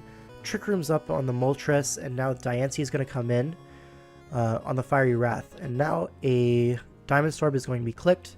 We're actually going to be able to 2-hit KO this Mew, which I know 100p was not expecting this to 2-hit KO. And with Leftovers like very bulky spread, it looked like it was more like a taunt kind of stall breaker this time rather than Weakness Policy. So it makes sense. But now Diancie's going to be forced out by this Feeny. Never mind. Going to be able to get off a Diamond Storm as a Calm Mind comes out. But now Quagsire is going to come in. As Surf comes out. But I believe he's going to be Grass Knot. Yeah. So Grass Knot is able to knock out the Quagsire. Takes Helmet, which is nice. But now he actually reveals Taunt. So Trick Room cannot go up, and now the Slowking is going to end up chipped. Sludge Bomb is still going to knock out this Feeny, but at this point, like, there's a lot of things that are threatening, right? Scizor on 100p's side is looking like really, really threatening. Diancie dies, Slowking dies. Torn will be able to check it, but that's only one Pokemon, and if it's like Choice Band, you can't really switch in Torn. Alright, Diancie comes in on the Moltres as it rests up with the Chesto Berry. Now here, a little bit unfortunate. Steel Wing is going to crit the Diancie. It 100% mattered. It would have done like in the high 40s to our spread. But sometimes it just happens like that. So sad. Now Scizor comes in. We're forced to like kind of chip it down in range. Now Torn has to come in on this Moltres, and you know, a Taunt comes out preventing the rest. But at this point, it's like pretty dire, right? Foul Play gives the Berserk boost. But now Bug Bite is able to KO the Moltres. But now Scizor comes in. Bug Bite for 26, so potentially a 3-hit KO. And here Bug Bite comes in for 23% as another SD comes out. So this was probably a choke by 100p if we got similar rolls to the first one, because Bug Bite would have killed this and then Bug Bite would have outsped the Zeraora. We do actually end up living the Bullet Punch here. But unfortunately the rolls were not in our favor. Got 2 low rolls and only 1 like higher roll. But yeah, unlucky. Crit on Diancie sucked. Kind of forced us to sack the whole team. And then all of a sudden we didn't have our Torn to check the Scizor. Yeah, kind of rough situation. I think Theo played pretty well overall, but it just didn't pan out. 100p obviously a very respectable guy. Like, so now the series is 3-1 in favor of Infernal Armory. And then now we have my game. Now, this Sword and Shield, a team, you know, we actually never brought this to a single game until finals, which is super funny. Alright, so let me go over the stats real quick. So this is actually very, very, very bulky Zeraora. This is max HP, 196 SPDF, Calm Mind. So like, my idea is, if this Nidoqueen is going to be like 2 attacks with like dual hazards or something like that, like Stealth Rock plus T-Spikes plus Earth Power Fire Blast, that's like a pretty reasonable set into my team. And if it is Earth Power like that, like a bulky, physically defensive Rocky Helmet set, which was like super common in mocks, then my Zeraora is able to actually just set up on that forever with Calm Mind and Snarl. So it's Sub Calm Mind, Snarl, T-Bolt. Now this also covers for Special Victini, which is by far the most likely Victini set into like the double waters here, because you really do need that Energy Ball. And if you're running Energy Ball, you may as well be Blue Flare, right? Now on the bench for him, there was a Dragonite. I don't really agree with benching the Dragonite here, but I do have a Celesteela that is physically defensive with Leech, Toxic, Protect, and Heavy Slam. So like no matter what comes in, I do have like a pretty good button to click. It's just, do I click the right one? You know. Now this Blastoise went through a few iterations this week.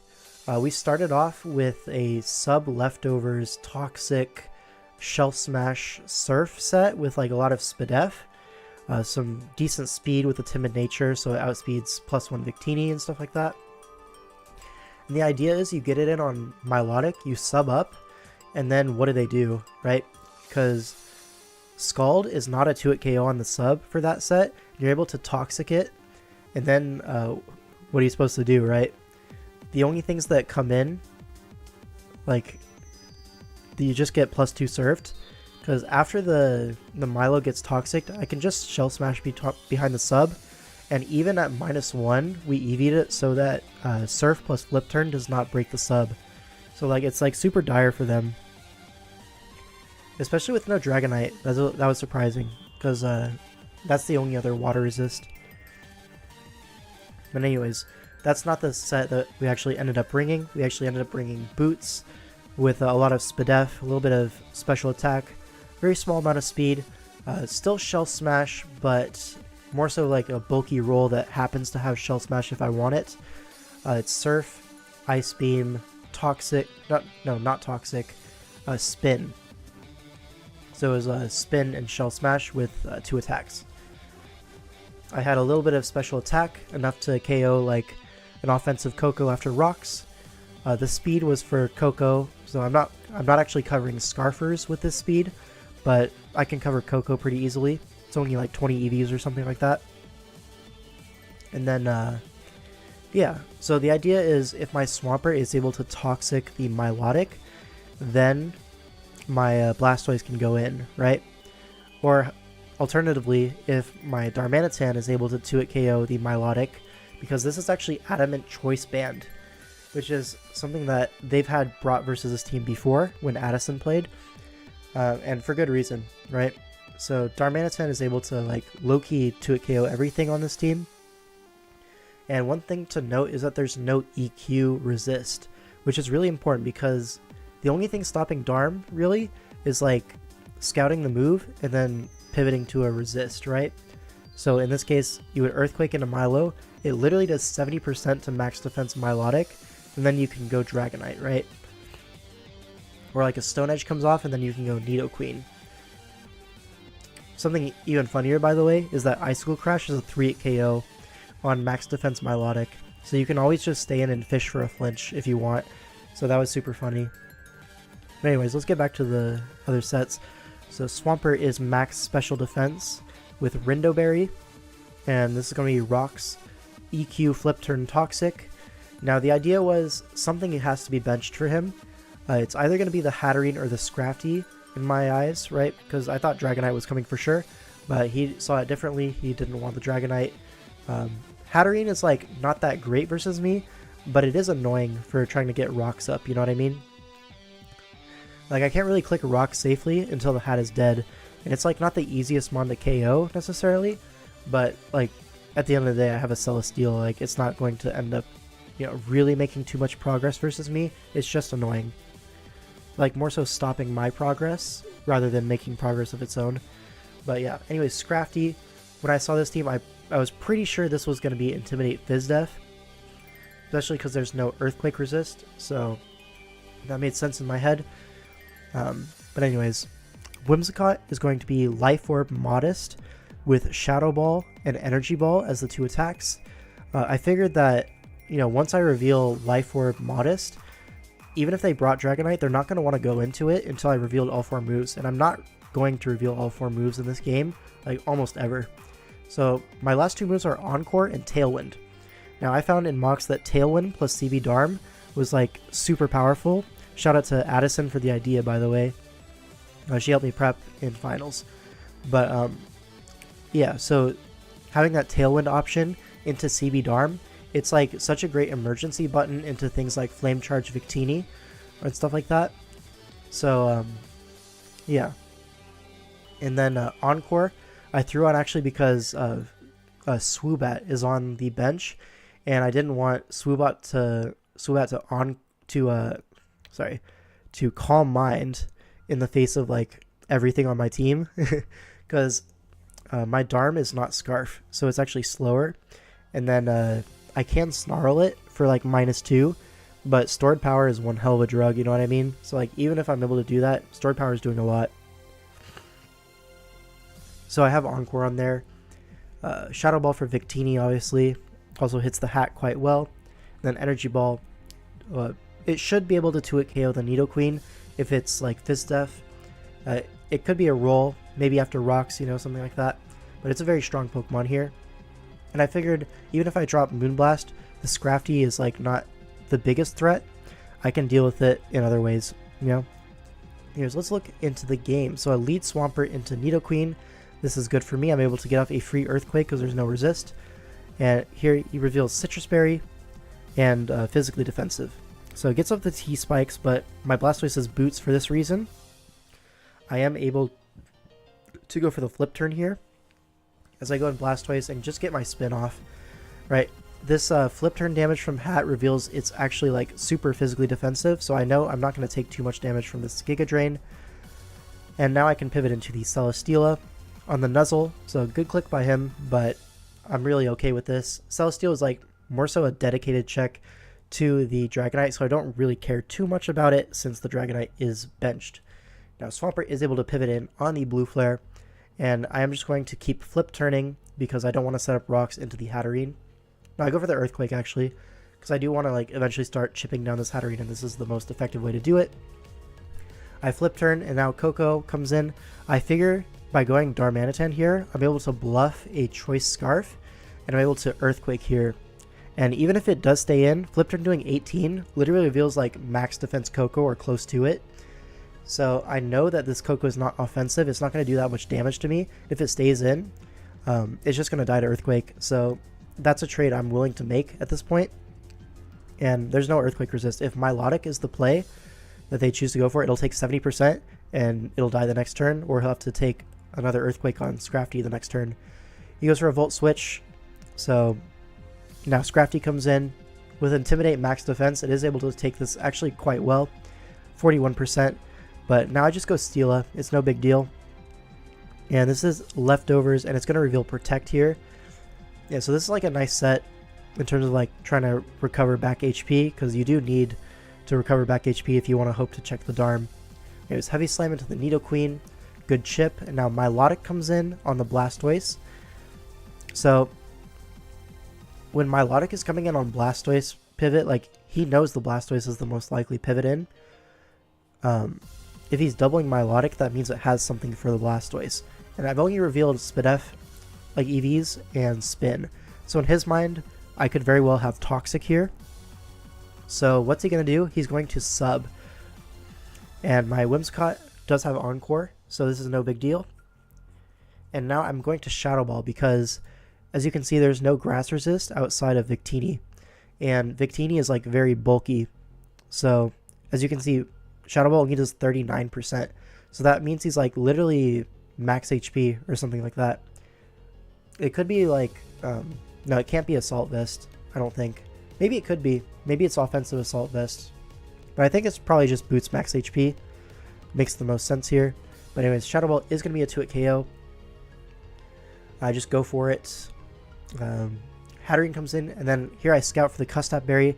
I really don't want my Whimsicott to be nuzzled here. So I go into my Zeraora. I'm like super Spadef, so even if he attacks with like Psychic or something, I'm not taking a whole lot of damage. I'll get leftovers, it's no big deal. Victini comes in, but here I'm just going to go for the Snarl. Apparently this was AV and not in your favor. I mean, who cares? He switched out, and then Healing Wished it back, whatever.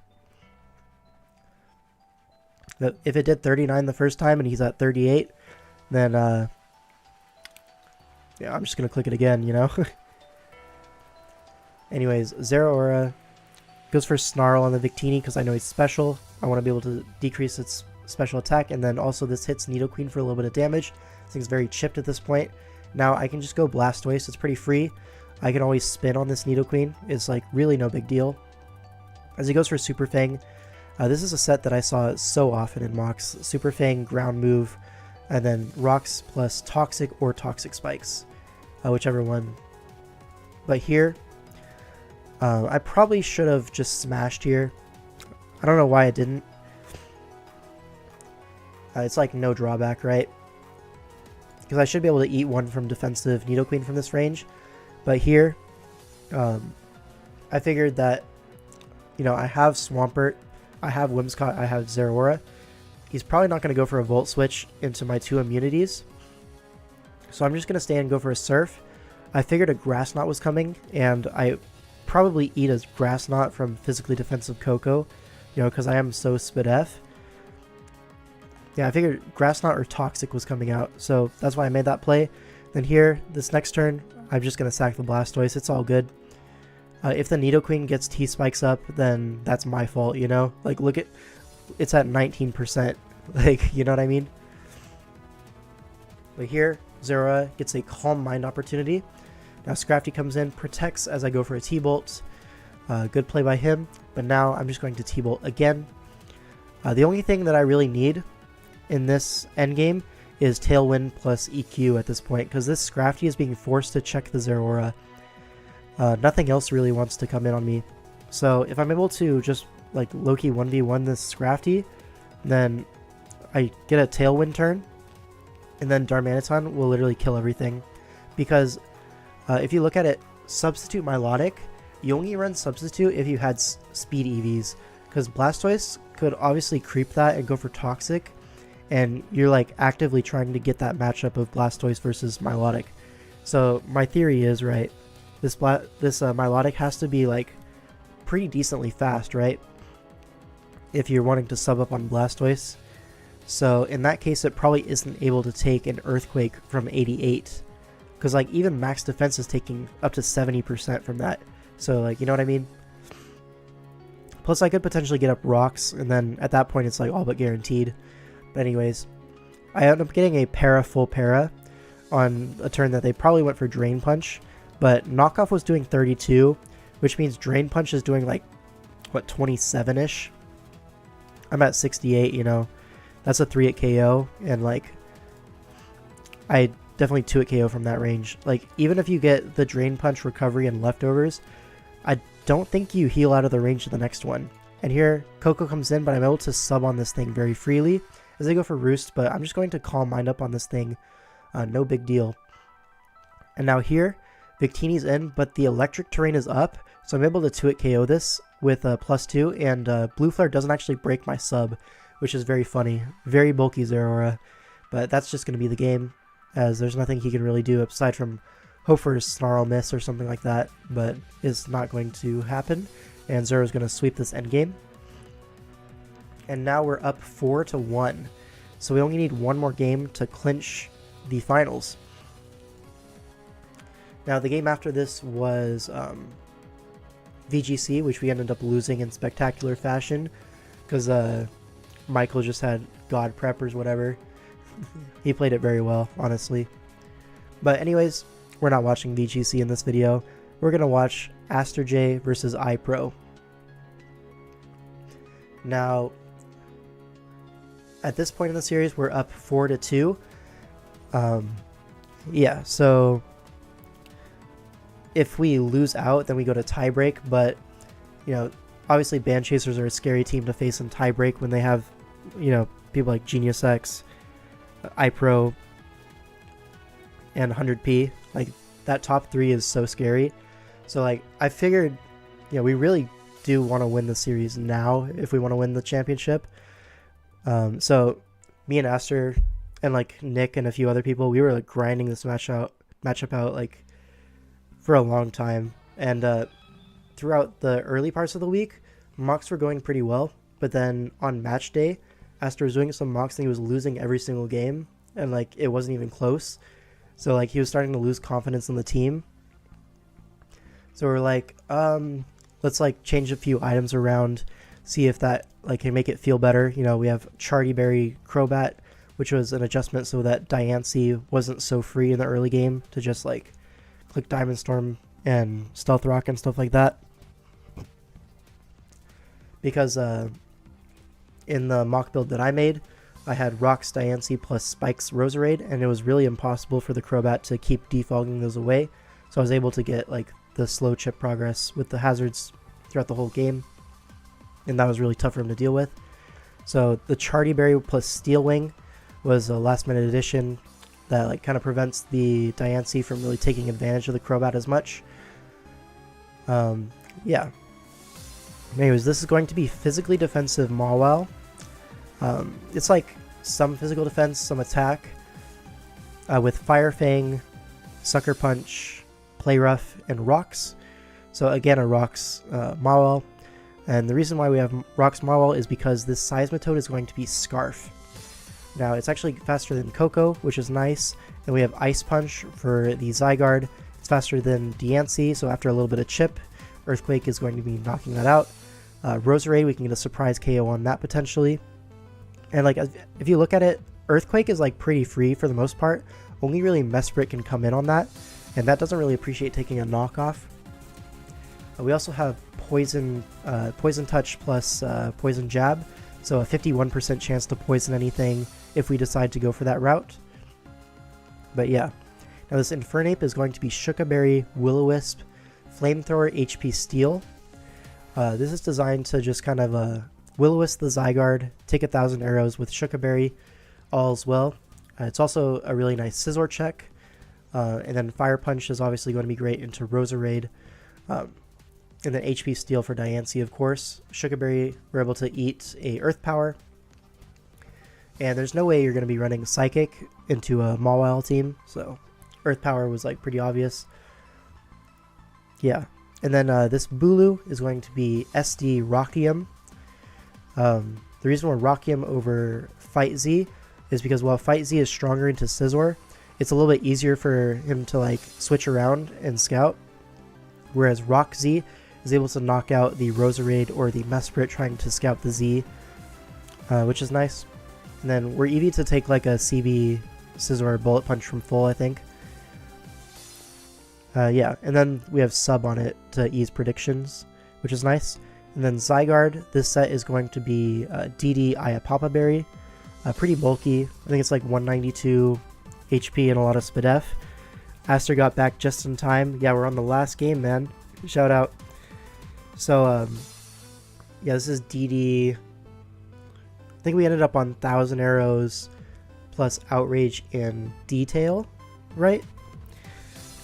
Dragon Tail is nice because you can kind of deal with opposing Zygarde setup a little bit more easily. Because what we found was sometimes, you know, you don't want to lock into Outrage versus a team because it's double fairy. But like the opposing Zygarde can't really kill you back in one. So you may as well just Dragon Tail it out because, you know, the opposing Zygarde might just try to take an arrows and Dragon Tail you out. And we originally were weakness policy on this for a long time. So proccing the weakness policy and then getting Dragon Tailed out was like super cringe and bad. So we switched up the set quite a bit on this Zygarde throughout the week and landed on this Iapapa bulky thing. Anyways, let's get into the game.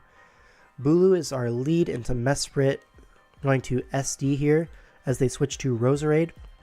Now, unfortunately, it can't really stay in here on good faith, so Crobat is going to come in on the T-Spike. Now, goes for the Defog, but Extra Sensory is going to come out. 2-hit KOs the Crobat, but we do have the Brave Bird opportunity here. It is Cova Berry, which is good prep on their part, and now our Defogger is dead. So if Roserade is able to come back in and set up a T-Spike, that T-Spike will be there to stay, and as you can see, we're like extraordinarily weak to T-Spike. But here, we Flamethrower the Diancie, get the burn. Not going to be too big of a deal, that burn, but what is going to be a big deal here is the Diancie is not only slower than Infernape, but gets crit by Hidden Power Steel, which definitely mattered, right? But hey, we take it. Now Coco comes in. We need this Infernape for the Scizor, so I'm going to keep it. Seismitoad, and this is perfect, right? This is why we're Scarf Seismitoad. It's like this surprise factor into the Roserade, because he's thinking U-turn on Seismitoad. Alright, it's like, he calcs it's like an offensive spread, but like, what is he going to do? Like, nothing he can really go to safely here. So Roserade is like still like a fine play, in theory anyways, because if you are able to get the T-Spike up, and you only really T-Spike up against this, and like maybe Mawile, maybe Bulu, so like maybe you have a few other T-Spike opportunities, but you want to get those T-Spikes up ASAP before our Zygarde can get going, right? Because you don't have a ground resist. Like, Zygarde is scary. So I understand the play, but it's just going to get bopped by a Scarf Ice Punch. And this Ice Punch also prevents the Zygarde from coming in and setting up after, so Scizor has to come out. And I believe this U-turn reveals Choice Banded damage, if I'm not mistaken. And now Coco comes in, we go into our Bulu as a Dazzling Gleam comes out. But here, unfortunately for us, it is going to end up being Hidden Power Poison. So I'm not sure if this is like literally 4 coverage moves on Coco. That would like low-key make sense, right? With like Grass Knot last. But like, I don't think it is. I think it's probably T-Bolt last, and he just decided he's not going to hit the Seismitoad, because you do have to kind of make concessions versus team. That's like the cool thing about this team. Like, there's Bulu, there's Seismitoad, and Zygarde all to check electric types like this. So like, are you really going to have coverage for all of them? Not really. Like, how could you possibly? Anyway, Zygarde comes in. We're going to DD up. He doesn't want a Dazzling Gleam just in case it's weakness policy, because he would literally lose. So here, I don't really understand this Dragon Tail, to be honest. Allows the Reflect to go up before hitting the Mesprit. I feel like 1,000 arrows there was perfectly fine. But we go for a Dragon Tail, force out the Scizor. DD up again as a CB U-turn comes out. But with Grassy Terrain healing us up, it's not that bad. Mesprit comes in on another Arrows. It's doing 26%, but Psychic is only doing 24%. So yeah, I wanted it in range of Outrage if it was offensive Ice Beam. I mean, sure, but can't you just Arrows instead of Dragon Tail there? I feel like it's just better. Anyways, Psychic puts us in Iapapa Berry range, goes for another DD, and now Astro is in timer trouble, as you can see. So I think he didn't notice that the light screen went down. So he thought Outrage had to come out to knock out the Mesprit, which is a little unfortunate, because I think Zygarde would have probably swept this endgame here with just 1,000 arrows and stuff. Or like at least get a few more KOs. Yeah, you didn't see it go down in time. What a silly guy. But here, Coco is forced in. Outrage thuds into that. Head turned into the Calc Monitor. Unlucky. Yeah, Zygarde goes down. But here, Seismitoad Earthquake is going to be able to knock this out. Zygarde comes in, but he's actually going to reveal that this is Choice Banded Zygarde. Fortunately, we have the Shuka Berry. Does 75%, but we barely live. We're able to get off a Wisp here. Neuter this thing. And now, I believe we just go into Mawile here. Now we go into Seismitoad to chip this, I guess. Go for Earthquake. I mean, sure, yeah, I guess. Earthquake twice. U-turn comes out to 72, but that was perfect chip, right? Scizor's now in range of everything. Earthquake's the Zygarde as 1,000 arrows comes out, and now the physically defensive Mawile. You're going to see it in action. Intimidate comes out. This is Choice Banded Zygarde, but it's doing 33%. dies to play rough, and now Scizor comes in. We are completely out of range of all attacks. Iron Head goes for it.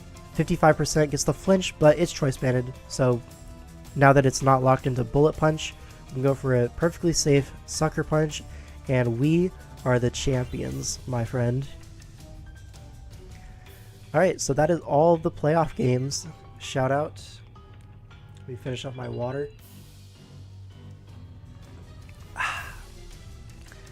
And yeah, so that was like what? 3, 4, 5, 6, 7, 8, 9, 10, 11, 12, 13, 14, 15, 16, 17, 18, 19 games we just reviewed. But yeah, we ended up winning finals 5-2. Genius and Aberforth ended up not playing because neither of them really cared because the series was over. Alright, and that's going to be it. The goat went through it all. Yep. So, yeah, I guess we could go here. DCL 2 finals, won by Infernal Armory. This is so epic. Shout out to my team, of course. They were epic. Except for Aster. He was cringe. I'm joking. But, like, not really. By cringe, I mean whenever you say, oh, Zygarde doesn't DD on everything. Or it doesn't DD on anything. Yeah, that's a lie. I need you to stop lying. I need you to believe in yourself. Anyways, that's all for me. My voice is getting a little hoarse because I'm a little bit sick. So I'm going to go hop in the shower for a little bit. I got some places to be. Thanks for watching. And I'll see you in the next one.